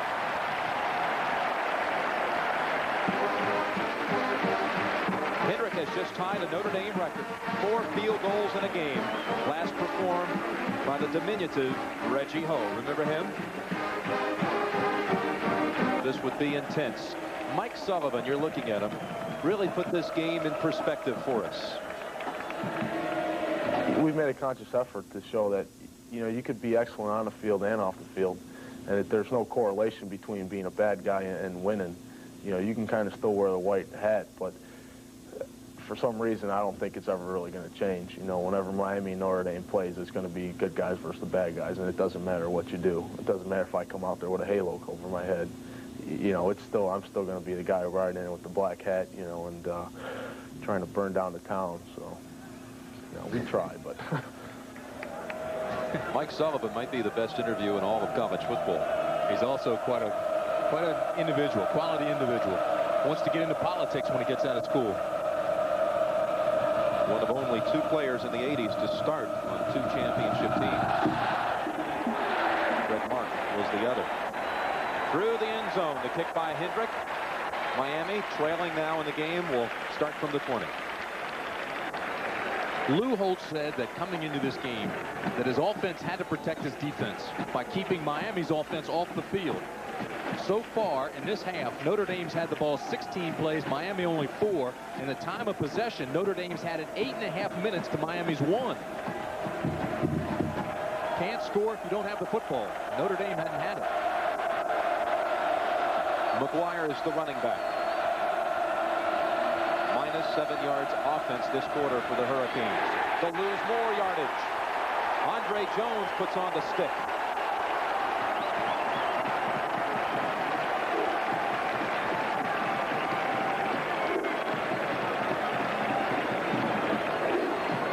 I want you to watch the tight end right here, and here's the man, Jones, who makes the tackle. Watch what happens.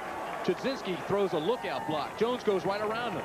Look at Chudzinski. Doesn't hold his block. Jones goes. He holds his, forces back inside, and boom.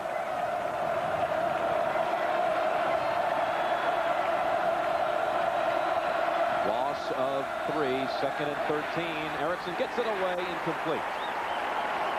Chudzinski was the target. You see those balls deflected and seemingly linger out in the air. You're waiting for the interception, but no one was there.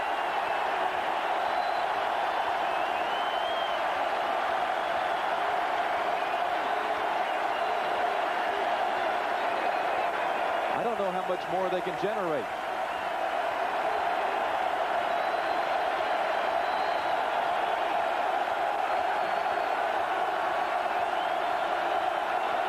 3rd and 13.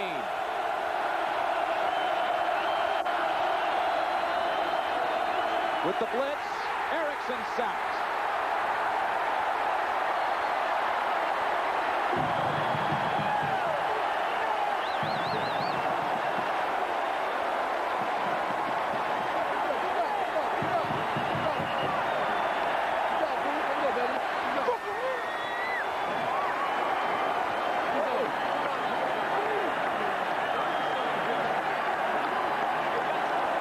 To punt out of his end zone. Remember, the Irish have blocked 3 punts the last 2 weeks. They set up for a return. But the short punt cannot be returned.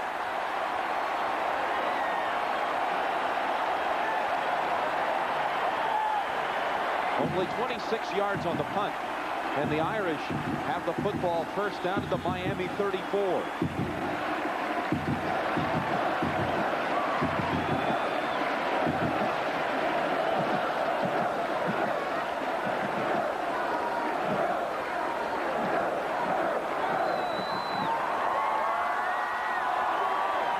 With this kind of field position, it wouldn't be a bad idea to go after the end zone right now. Try to strike immediately.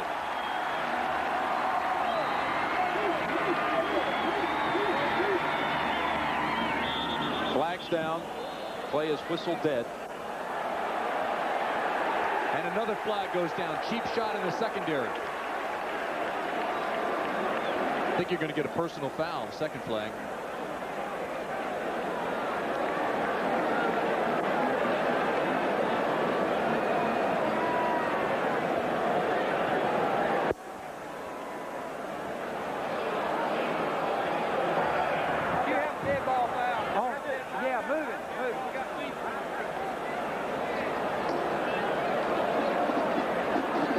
Okay, we're going to mark them off both, all right? I'm going to mark 5 yards this way and then 15 yards that way, all right? And it will be 5 yards and then 15, it will be a first down. Okay? Okay? Here's the explanation. Now he's going to turn his mic off. He thought he... Okay, that's all right. We heard the explanation. Yep. You already got the illegal procedure against Notre Dame, and then we told you there was a cheap shot in the secondary, so that's a dead ball foul. So they'll mark it one way and then come back. I want you to watch number 44. Okay, top of your screen. Boom. Here it comes. Bang. Throw the flag right now. Unsportsmanlike conduct. So you move it back 5, then you go back the other way and move it 15. Bottom line is Notre Dame comes out with even better field position. Football at the 25 of Miami. Irv Smith has come in as a second tight end. He's tucked in to the left. Derek Brown is on the right side.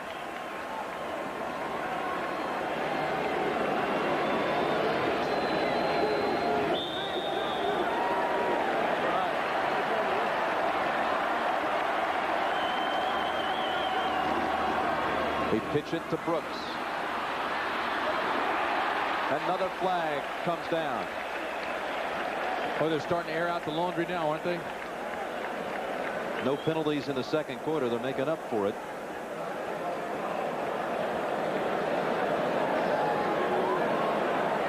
Holding against the Irish. All right, down here you really have to concentrate. We talked about emotion can really get in the way of concentration. We've already seen 3 penalties, and some of them have really been ignorant. Got to maintain your composure, your poise. We have holding, 10-yard penalty on the offense. Repeat first down.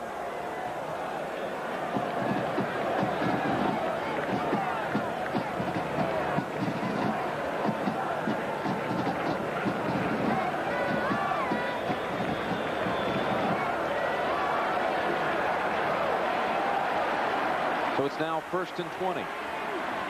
3 receivers to the left. Culver, the single back. Darren Smith and Robert Bailey have him after a 3-yard gain. Not a bad call, though, Jim. 1st and 20, you're immediately thinking pass. Notre Dame comes out with 3 receivers to the wide side, and so they run. Try to do the opposite of what the defense is thinking.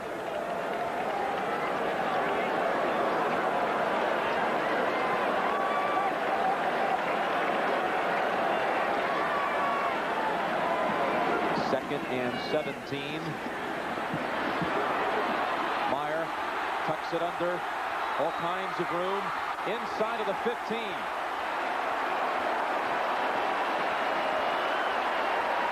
That's right at the first down yardage.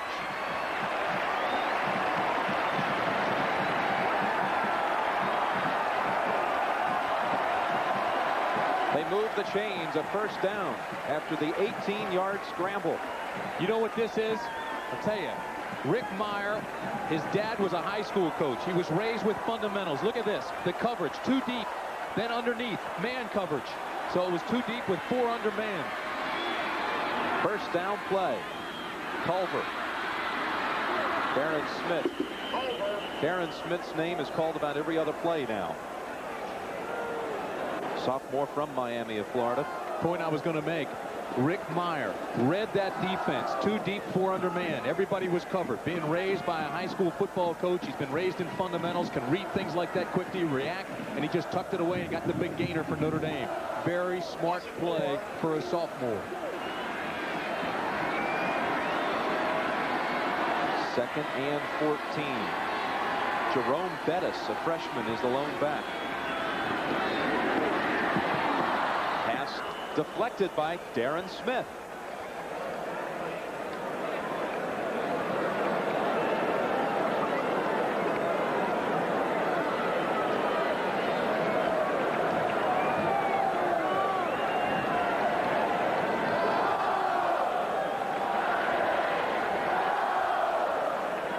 Notre Dame's lone touchdown, a kickoff return by Rocket Ismail in the first quarter.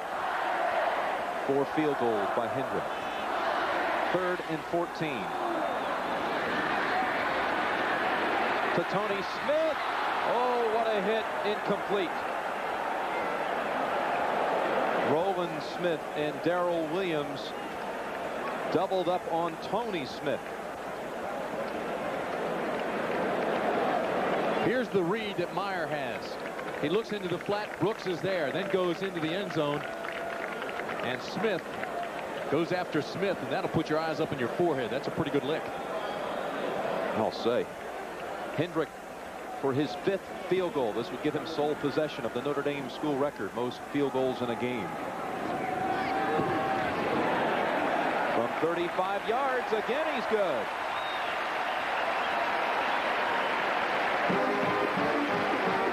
For 6 on the day, Greg Hendrick.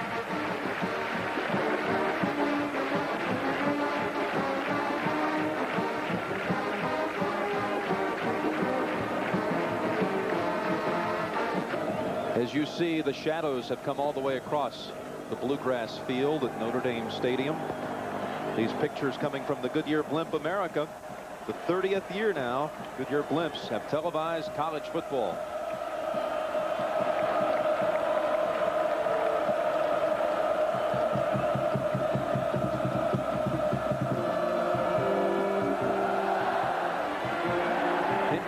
Downwind, and again through the end zone.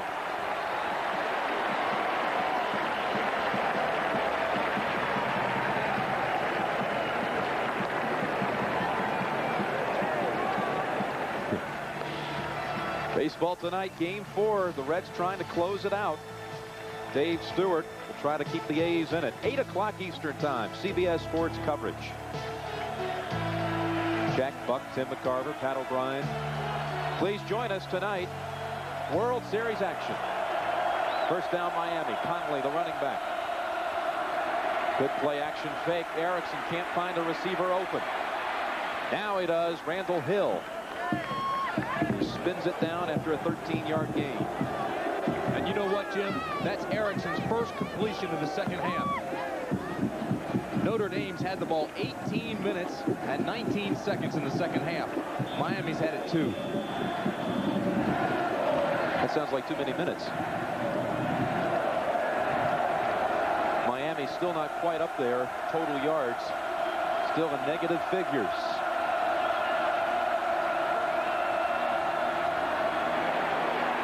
Conley to the 35. What I say for the second half, meant for the 18 for the game. 2 minutes this half.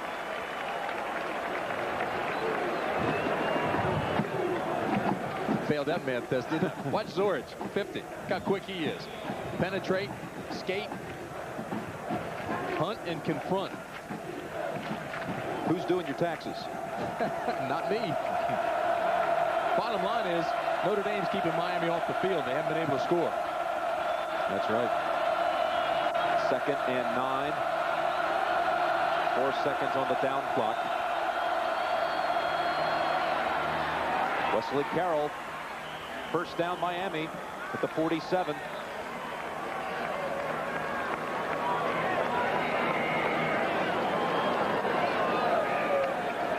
Wesley Carroll missed the contest last year against Notre Dame.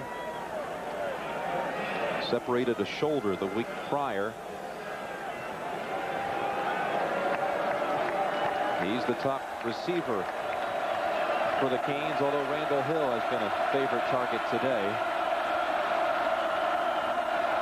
First down play. Conley. Inside of the 40. A gain of 17.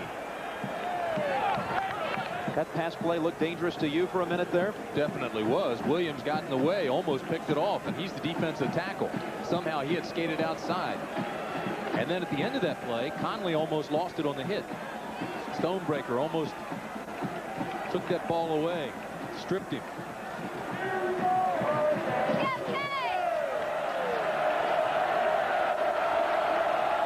Canes to run the last play of the 3rd quarter.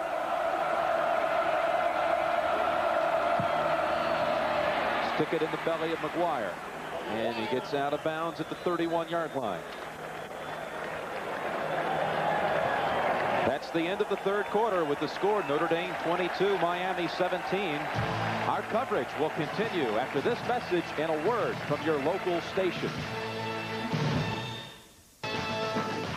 CBS Sports coverage of today's CFA game is sponsored by Hewlett-Packard LaserJet printers. They'll get you noticed. Century 21 Systems, just tell us what you want. It's as good as done. And by Valvoline Motor Oil. People who know use Valvoline.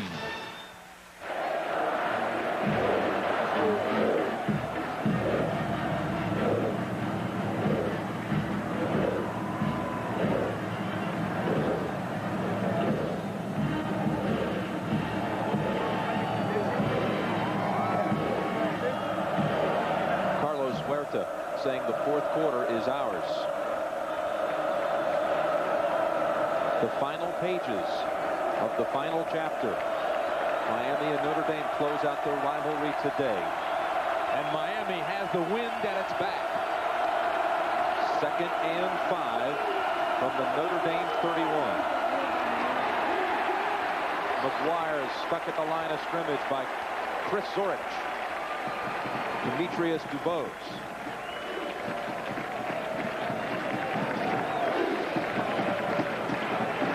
Stonebreaker 42 gets ridden out a little bit, but then here comes the pursuit from the other side. Watch this. Dubose comes up into the hole, gets help from behind, and makes the tackle. Trips to the left on 3rd and 4. Conley the back. Dumps it over to Conley. Conley gets free at the 20. Conley down the sidelines and out of bounds at the 8-yard line. Darren Handy helped clear the way for him. That is a terrific read by Craig Erickson, a Heisman Trophy candidate. Here's the blitz. Number 7 coming on that side is Jones. Now when he comes, that vacates that flat. Watch. You go out there, now there's nobody there because that's where Jones would be. But instead he blitzed, get it to Conley, and Conley takes it all the way down inside the 10-yard line. Terrific read by Erickson. 1st and goal from the 8. Touchdown gives him the lead.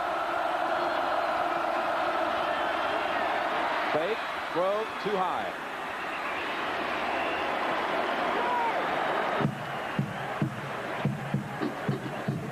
See that guy right there, Lou Holtz? That was a gamble on his part. High risk, high reward. Came with the blitz backside. Once you give that up, you're opening up the flat. Erickson just picked him.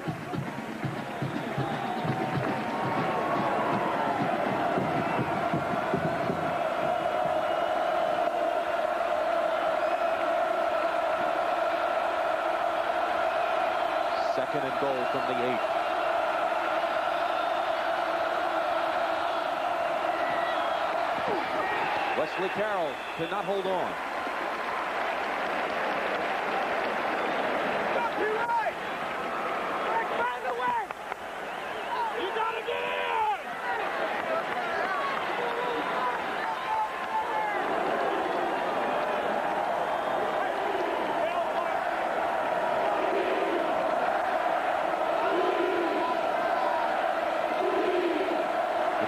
Shuttled in by the tight end Rob Chudzinski, who is dangerous in this territory. 3rd and goal from the 8.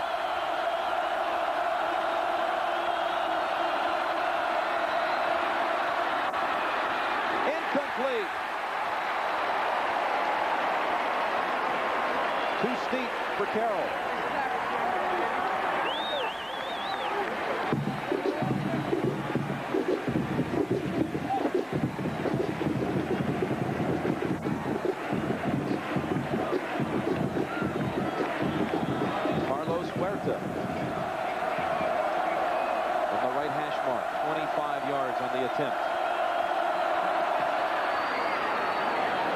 And the kick is good through that difficult angle.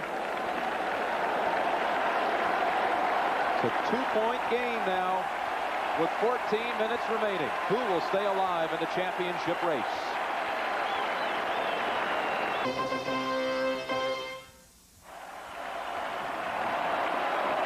The Rocket runs over, high-fives it with the cheerleaders and a few fellow students.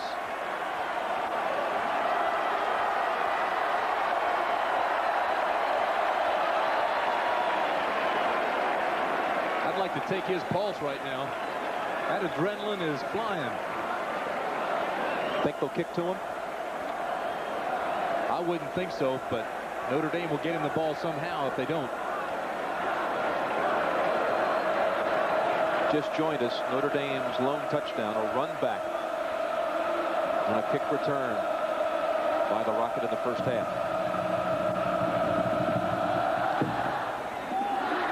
Comes to Tony Brooks, who will lateral it. Here he is. And a flag down. I believe I saw a clip.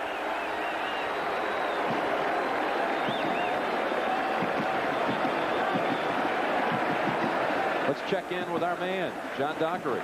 Thank you, Jim. I'm with Karen Meyer, Rick's mom and dad. And you, as a former coach, how would you grade your son's performance today? Well, I think Rick's doing a fine job. He's protecting the ball and doing what's expected of him. If he can protect it and keep it away from them and get it down close enough to at least to catch the field goal, that's all we're asking for. Do you see any openings that he can take advantage of? Well, I'd like to see him throw the ball a little bit instead of on 3rd down, maybe on 1st or 2nd down. Give him a chance a little bit earlier, but I think he's doing a fine job. And game plan right now has him ahead, so that's the key thing. Karen, I know your other son, Jeff, is over in Persian Gulf. Has he been able to follow Rick's performances over here?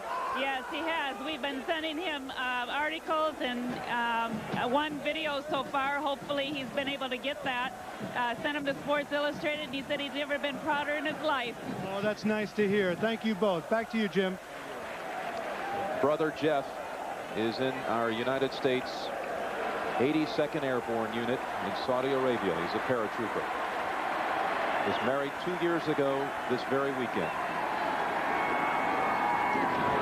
The Rocket trying to get away from Barrow.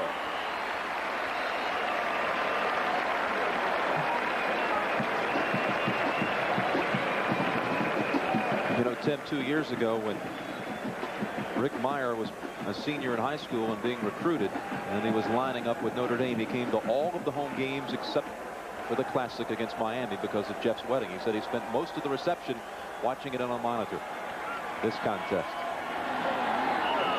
Movement on 2nd and 2.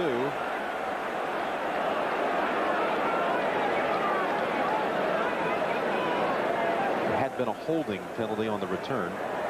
Ignore the flag. Ignore the flag. It's no penalty. How about that? Lou Holtz walked all the way out to the numbers. He walked off the sideline onto the field, and they picked the flag up.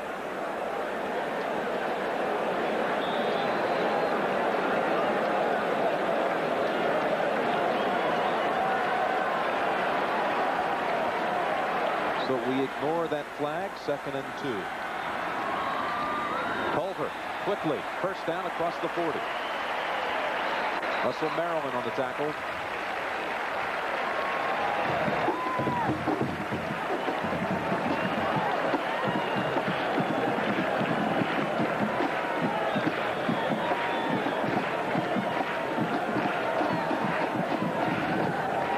Notre Dame into the win in this final quarter. Inside of 13 minutes. First down. Ismail. And Darren Smith forces him out.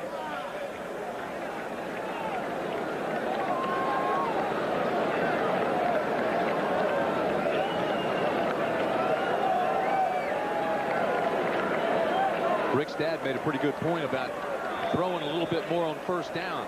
That was part of the Notre Dame game plan. They've kind of backed off that a little bit as soon as they found out that their offensive line could control Miami's. But now he's up against it again. 2nd and 7.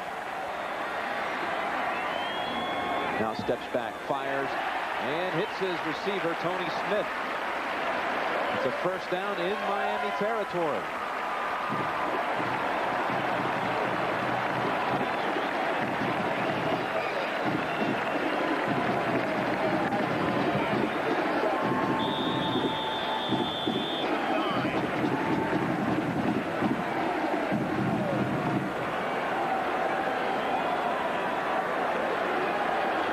From the Miami 47, first down. Rodney Culver. Again, Maryland by the leg. And Michael Barrow helps out.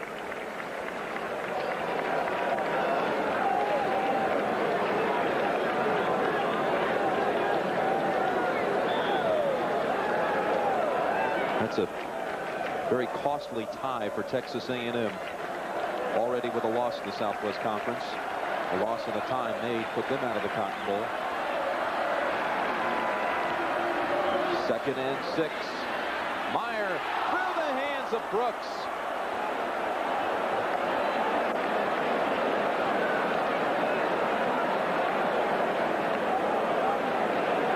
And the quarterback took a tumble after releasing that one. Mo Crum. He did everything he could possibly do. He hung in there. Crumb's coming. He knows it, still stays in and releases the football. Again, it was a good read because he saw they were in a man-free coverage zone underneath. He went to the right man. Brooks should have had it. Ray Griggs in as a receiver. 3rd and 6.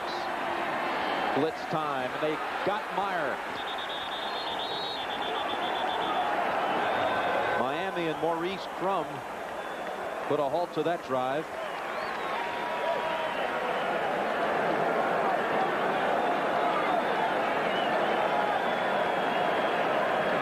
This will be Notre Dame's first punt of the day. And the guy who's put up 16 of their points, Craig Hendrick, will punt it. 5 field goals and the extra point. It's a great bounce. Todd Lights hanging all over it. Downs it at the 7. Well, Miami is 93 yards away, trailing by 2. A look at Lou Holtz, who had spent an inordinate amount of time with his defense the last 10 days, took over control of the defense himself personally, rearranged some things, put in some new wrinkles because they weren't getting the job done. Now his defense is being challenged. 11 minutes left in the ball game. Notre Dame leads 22-20. They've got to stop Miami on this drive. They went back to the basics, Jim, blocking and tackling, trying to build confidence, recognition.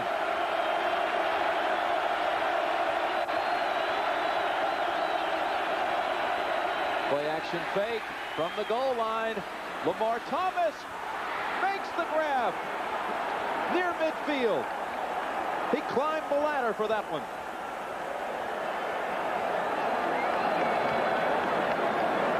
Can't wait to see how high Lamar Thomas got into the air to get this one. Notre Dame wanted to funnel all the receivers to the outside. They didn't want anybody coming down the middle, splitting things. This is man coverage. Watch him here. He goes up and extends himself to make the catch. Now, Lamar Thomas in high school was a high jumper that went 6'9". extending him here, though, like a sprinter, like any track athlete. His hamstrings are very vulnerable. I'm not saying that's what the injury is, but he hasn't gotten up yet. That is a big leg catch right there by Lamar Thomas, a third-year sophomore, 6'3", 170 pounds from Gainesville, Florida. 6'9" high jumper. Well, you said climb the ladder. He did. You know, and he almost really stretched more than he did jump straight up. That's a big leg catch. You know what that does? That forgives Miami's mistake they made at the other end on the kicking game. One of the 4 don'ts of the kicking game, never let the ball hit the ground. They got backed up because Wesley Carroll let it hit the ground, and it came inside the 10.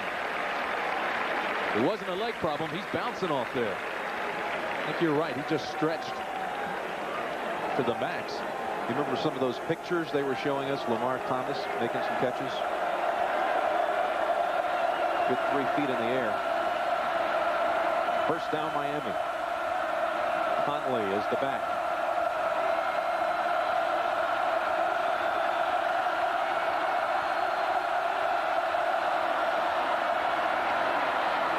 Carroll's wide open. First down at the Notre Dame 36-yard line. 2 plays, 57 yards.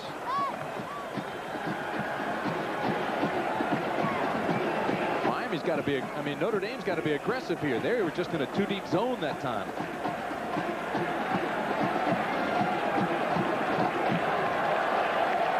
I'd be coming with him. I'd be coming somebody. I'd be bringing a linebacker, getting in his face right now. Lamar Thomas is back in there. He's the middle receiver to the right. First down run, Conley. Zorich on the tackle.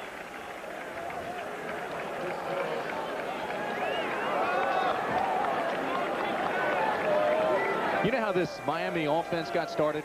John Elway's dad, Jack, who ran the veer, got all of his running backs hurt except one. So he put a wide receiver in the game, another motion man, and bingo, the one-back motion set from the veer.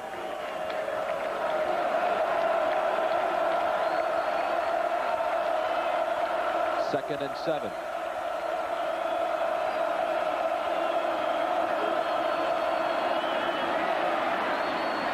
Incomplete at the 20. Erickson has ties to Elway. Out at Montana State. This man was an all-Big Sky quarterback.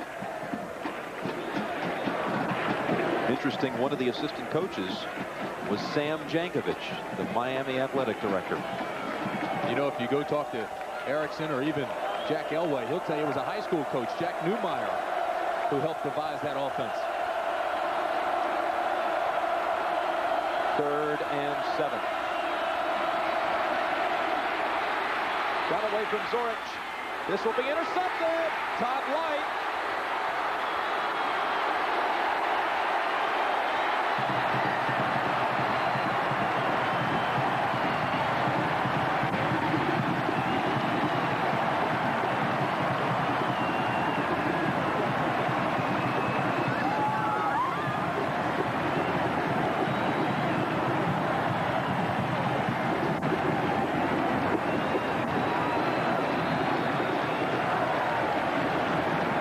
Was made by number 50, Chris Zorich. Watch the pressure. Gets the penetration. Pushes everybody back. Allows Williams, but here comes Zorich back now. Erickson has to roll, and he's got to force his throw across his body. The receiver falls, and Light makes the interception. Rocket. Darrell Williams hits him at the 28. Tough throw to make in the first place, but when Lamar Thomas falls down, Light has it all to himself. All he has to do is go make the interception.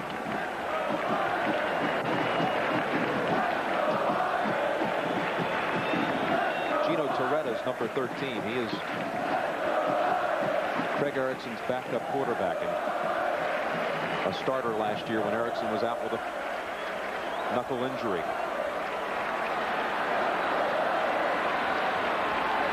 Second and a long 4.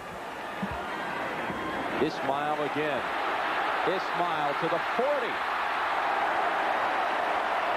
And was stopped only because they had the angle on him at the 45. He could be the most exciting player in college football today. phenomenal speed, excellent balance, instinct, and intelligence. He's a throwback in time. Rocket is not a specialist. He's what I call an anything player. Anything for the team and talented enough to do anything. He's now got 56 yards rushing, 24 receiving, and 144 more in returns. First down, Notre Dame. Rodney Culver breaks a couple of tackles, a nice 4-yard run.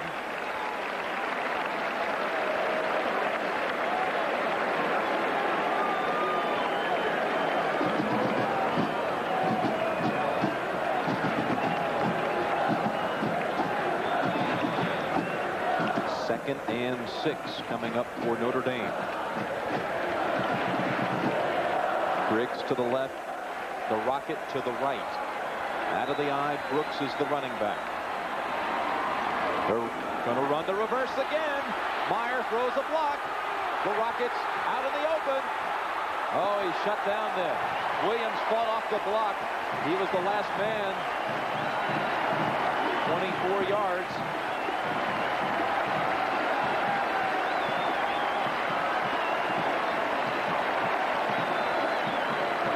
Brooks, Ismail, Meyer gets a block. McGuire gets a block. Then it's speed.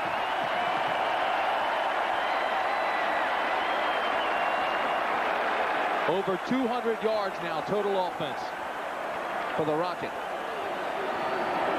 First down for the Miami 27. Culver inside.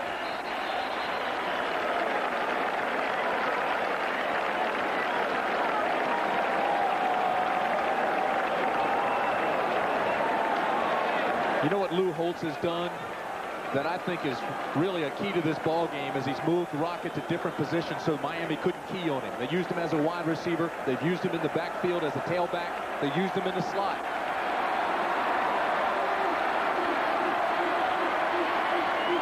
Second and 6. Culver again.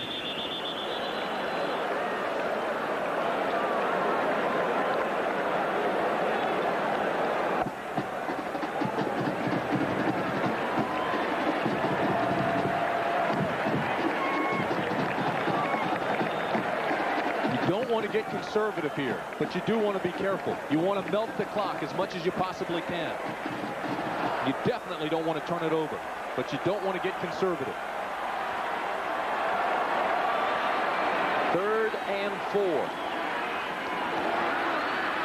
Culver. Touchdown, Notre Dame.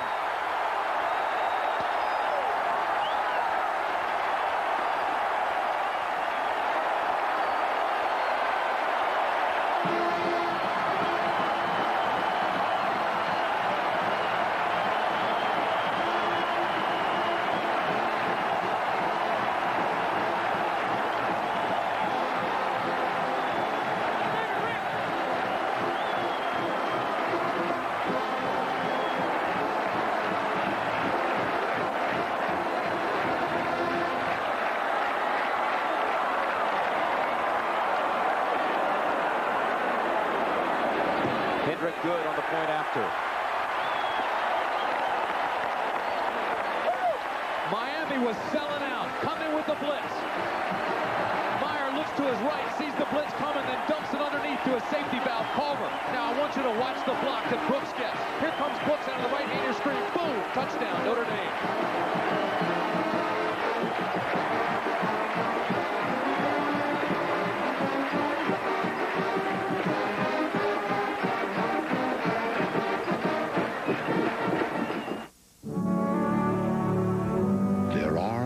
Unique individuals born with a special spirit, dedicated,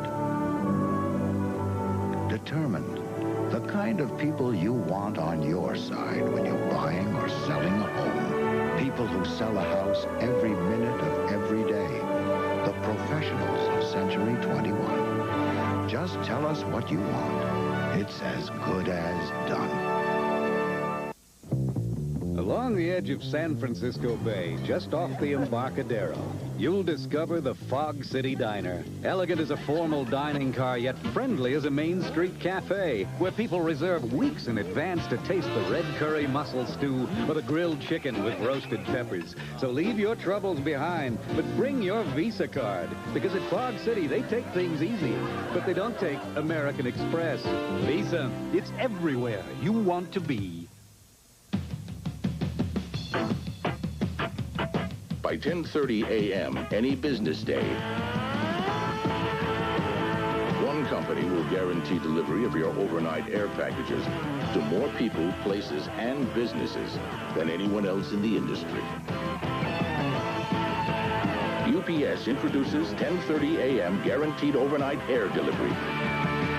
62,000 trucks. No waiting. No one believed they had a chance, but the Reds have blasted their way to a 3-game lead. Now the A's are fighting for their lives. The World Series tonight on CBS.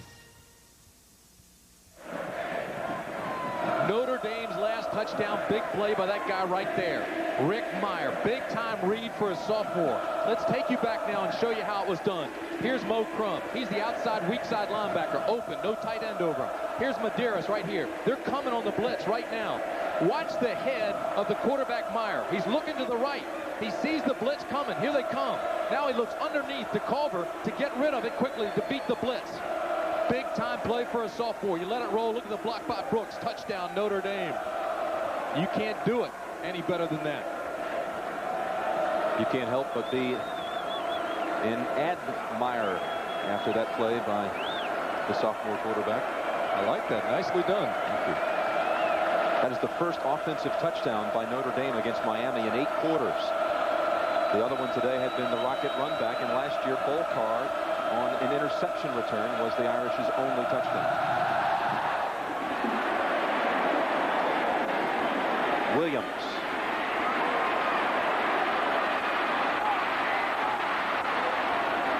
Strong run back. Down to the Dockster. Yeah, thank you, Jim. All game long, the defensive coaches here from Notre Dame have been talking about pressure. And you've seen number 85, Eric Simeon, in there playing a lot of down linemen. Part of the pressure is coming from those 4 defensive linemen. It will be interesting to see if Notre Dame changes now that they're ahead. And also, Craig Erickson was talking about finding Michael Stonebreaker and somehow keeping the pressure off him. That's his main concern. John Dockery, Jim Nance, and Tim Brandt. Miami needs 2 scores in the final 6 minutes.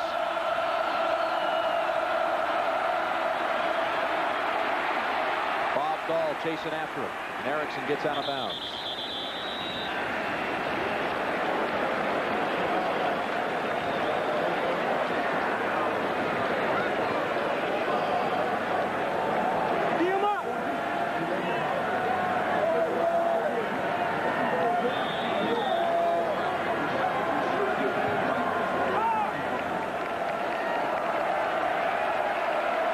Second and 5, just inside of 6 minutes remaining. Wesley Carroll, first down yardage, Miami.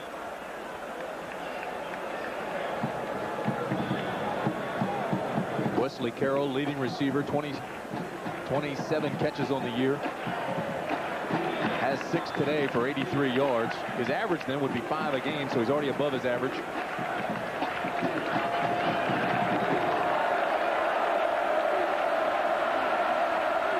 First down from its 46, Miami. Underneath, Randall Hill. Gets free. Todd Light from behind at the 33-yard line. 21 on the play. Hill is only 175 pounds, but he holds all the Miami strength records for receivers. So, number one, you're dealing with a strong receiver. Now, the strong safety is Greg Davis.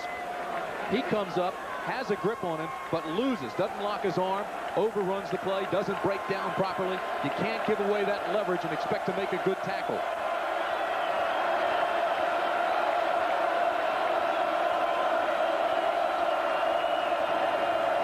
First down play. Thomas. And out of bounds after a 7-yard gain. Greg Lane forced him out.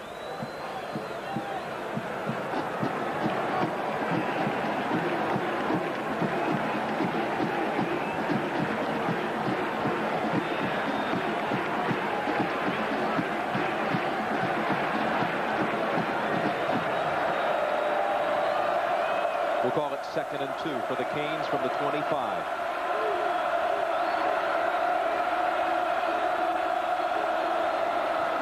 Copeland. Conley. Fumble the football. Notre Dame has it.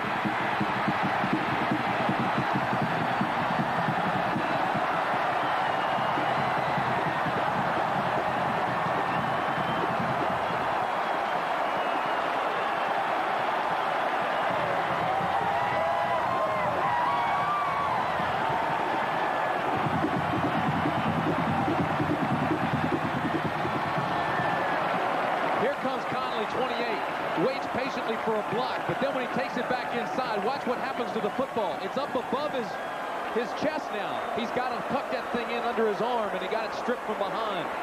Look who gets it, too. Is that Stonebreaker? He always has a play like that, it seems, in the big game. A recovery by Michael Stonebreaker. 2 interceptions, 2 fumble recoveries this year. Big play guy, Stonebreaker. Miami has all of its timeouts remaining. 4:44 left in the game. Meyer gets away to the 10. Leonard Conley has been involved in some big plays in this series. He scored a touchdown in '87. As a freshman in '88, he was the intended receiver on the 2-point try in the final minute that was deflected and saved the victory for Notre Dame 31-30. This time, however, it's a fumble. And only 2nd and a yard to go for Notre Dame.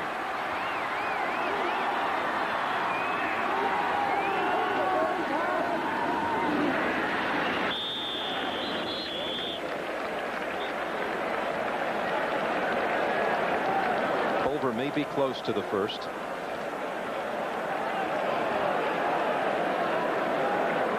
This being the last game of the series is important only in that Miami has won 5 of the last 6 games between these two, and the Canes have outscored the Irish 190-61.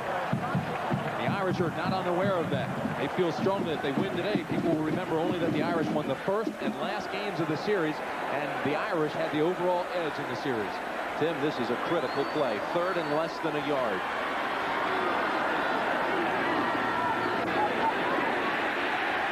Culver may have fallen forward for the first.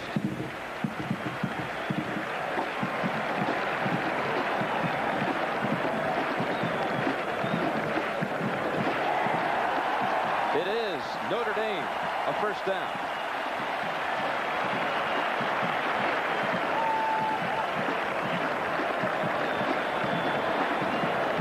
Watch the right guard, gets a good block on Russell Maryland.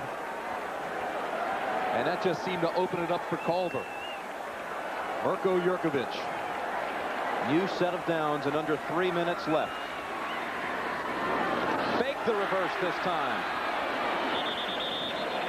And Brooks keeps it to the 15. This is what we've talked about the entire second half. Lou Holtz said that his offense had to protect his defense. How do you do that? You hold the football. You eat up the clock. You keep moving the football. You keep Miami's offense off the field. They have done that today.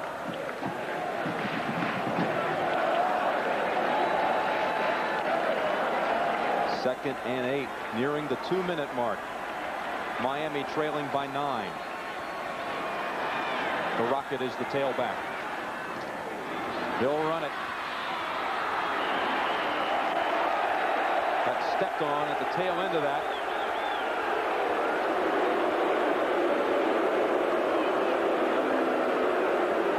Unintentional, of course.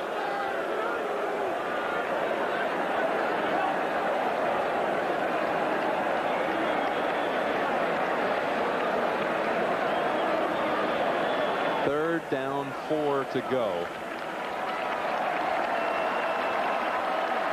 Miami has used its first timeout with 1:50 on the game clock.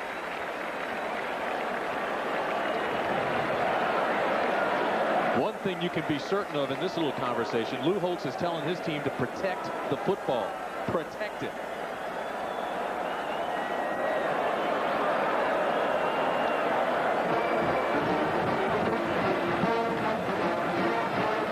Miami must hold on the next play, 3rd and 4, when we come back. Don't worry about highways. Don't worry about hills. Don't worry about passing.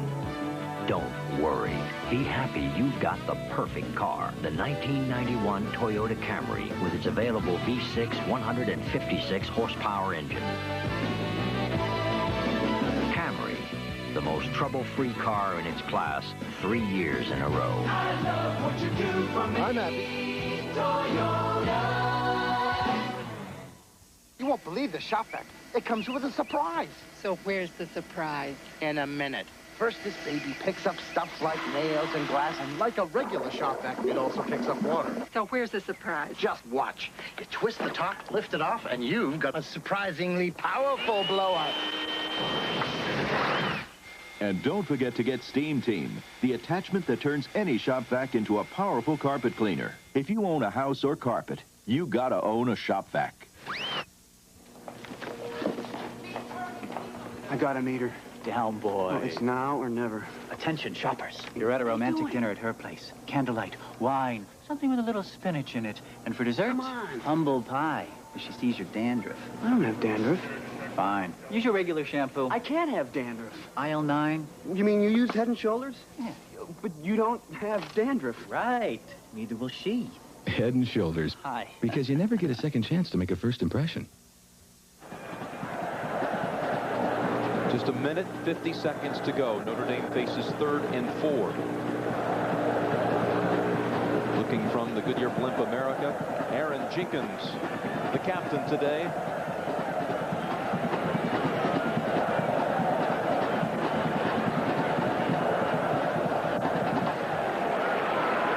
This is the single biggest play for Miami right now. Conley makes a big play, takes it down inside the 5, and then has the ball stripped away, and Notre Dame gets it back. To have any chance, Miami must hold. 3rd and 4. Rocket has the first down.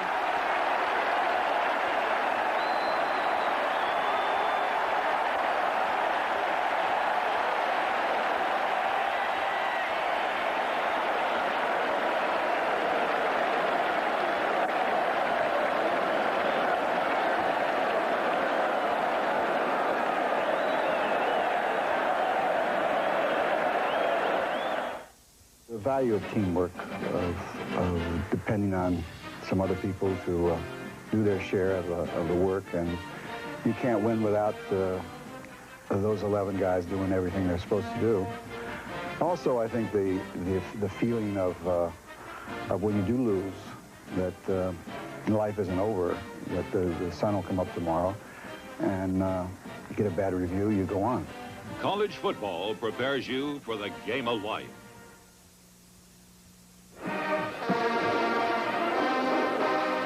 Nighttime at Notre Dame.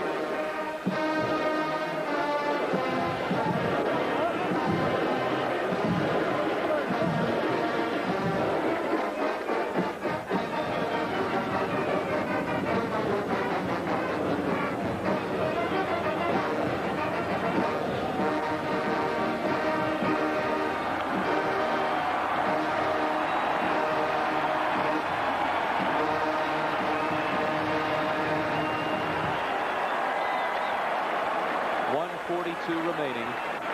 Miami has only one timeout. Meyer tackled by Crum.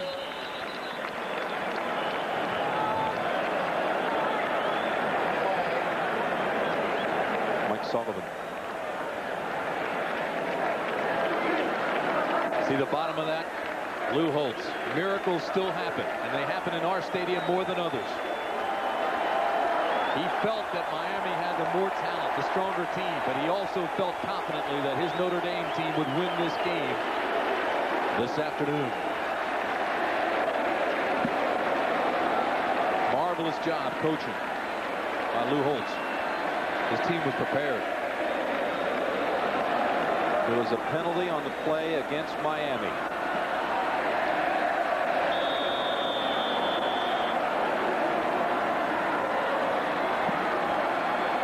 And it's a first down for Notre Dame from the 43.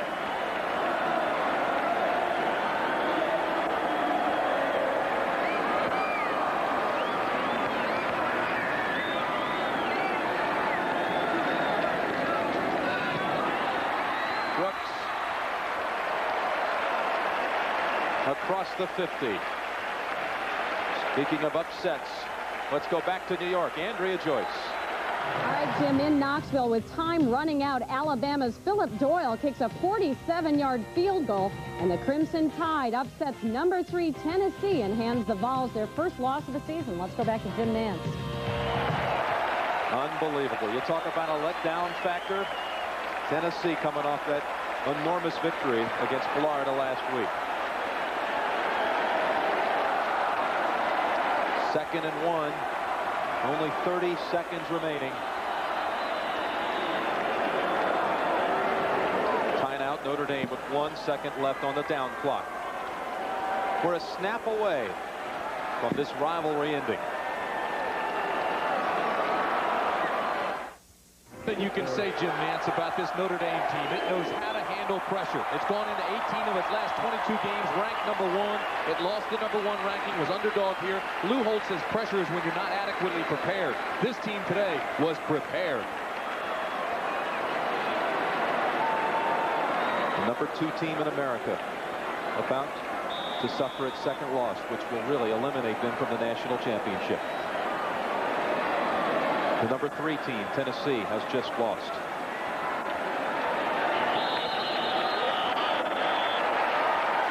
Total ball control in the second half here in South Bend for the hometown Irish.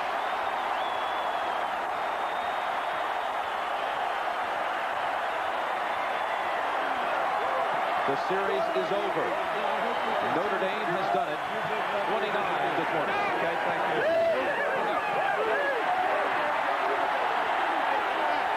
Coach, does a home arena mean that much? You came in as an underdog. Your team played brilliantly at times. Well, we practiced awful hard this week. I thought we had made a lot of progress on defense. We made some mistakes, but there's something special about playing here, no doubt. White, I know you made mistakes. What about your defense, which was such a problem coming in? You're still able to play reasonably well. I thought we played very well in defense. We worked hard on it. We scrimmaged them twice this week. We felt we had to play well. Our secondary came of age today. The end of a series with Miami. Will you miss them? They're a great football team, and you get this enthusiasm in this environment. Miami has the same thing. That's special for the players, but I don't make that decision. Congratulations, Coach. Thank you very much. Jimmy? All right, Doc. For college football fans, it's a pity this rivalry has ended.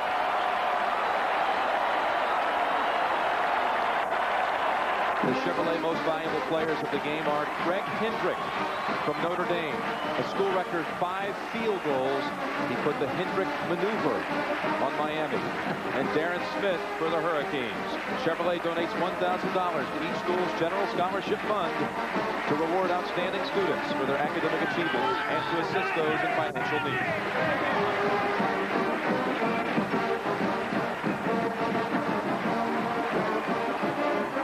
They won't forget in South Bend. Andrea Joyce will be coming up next.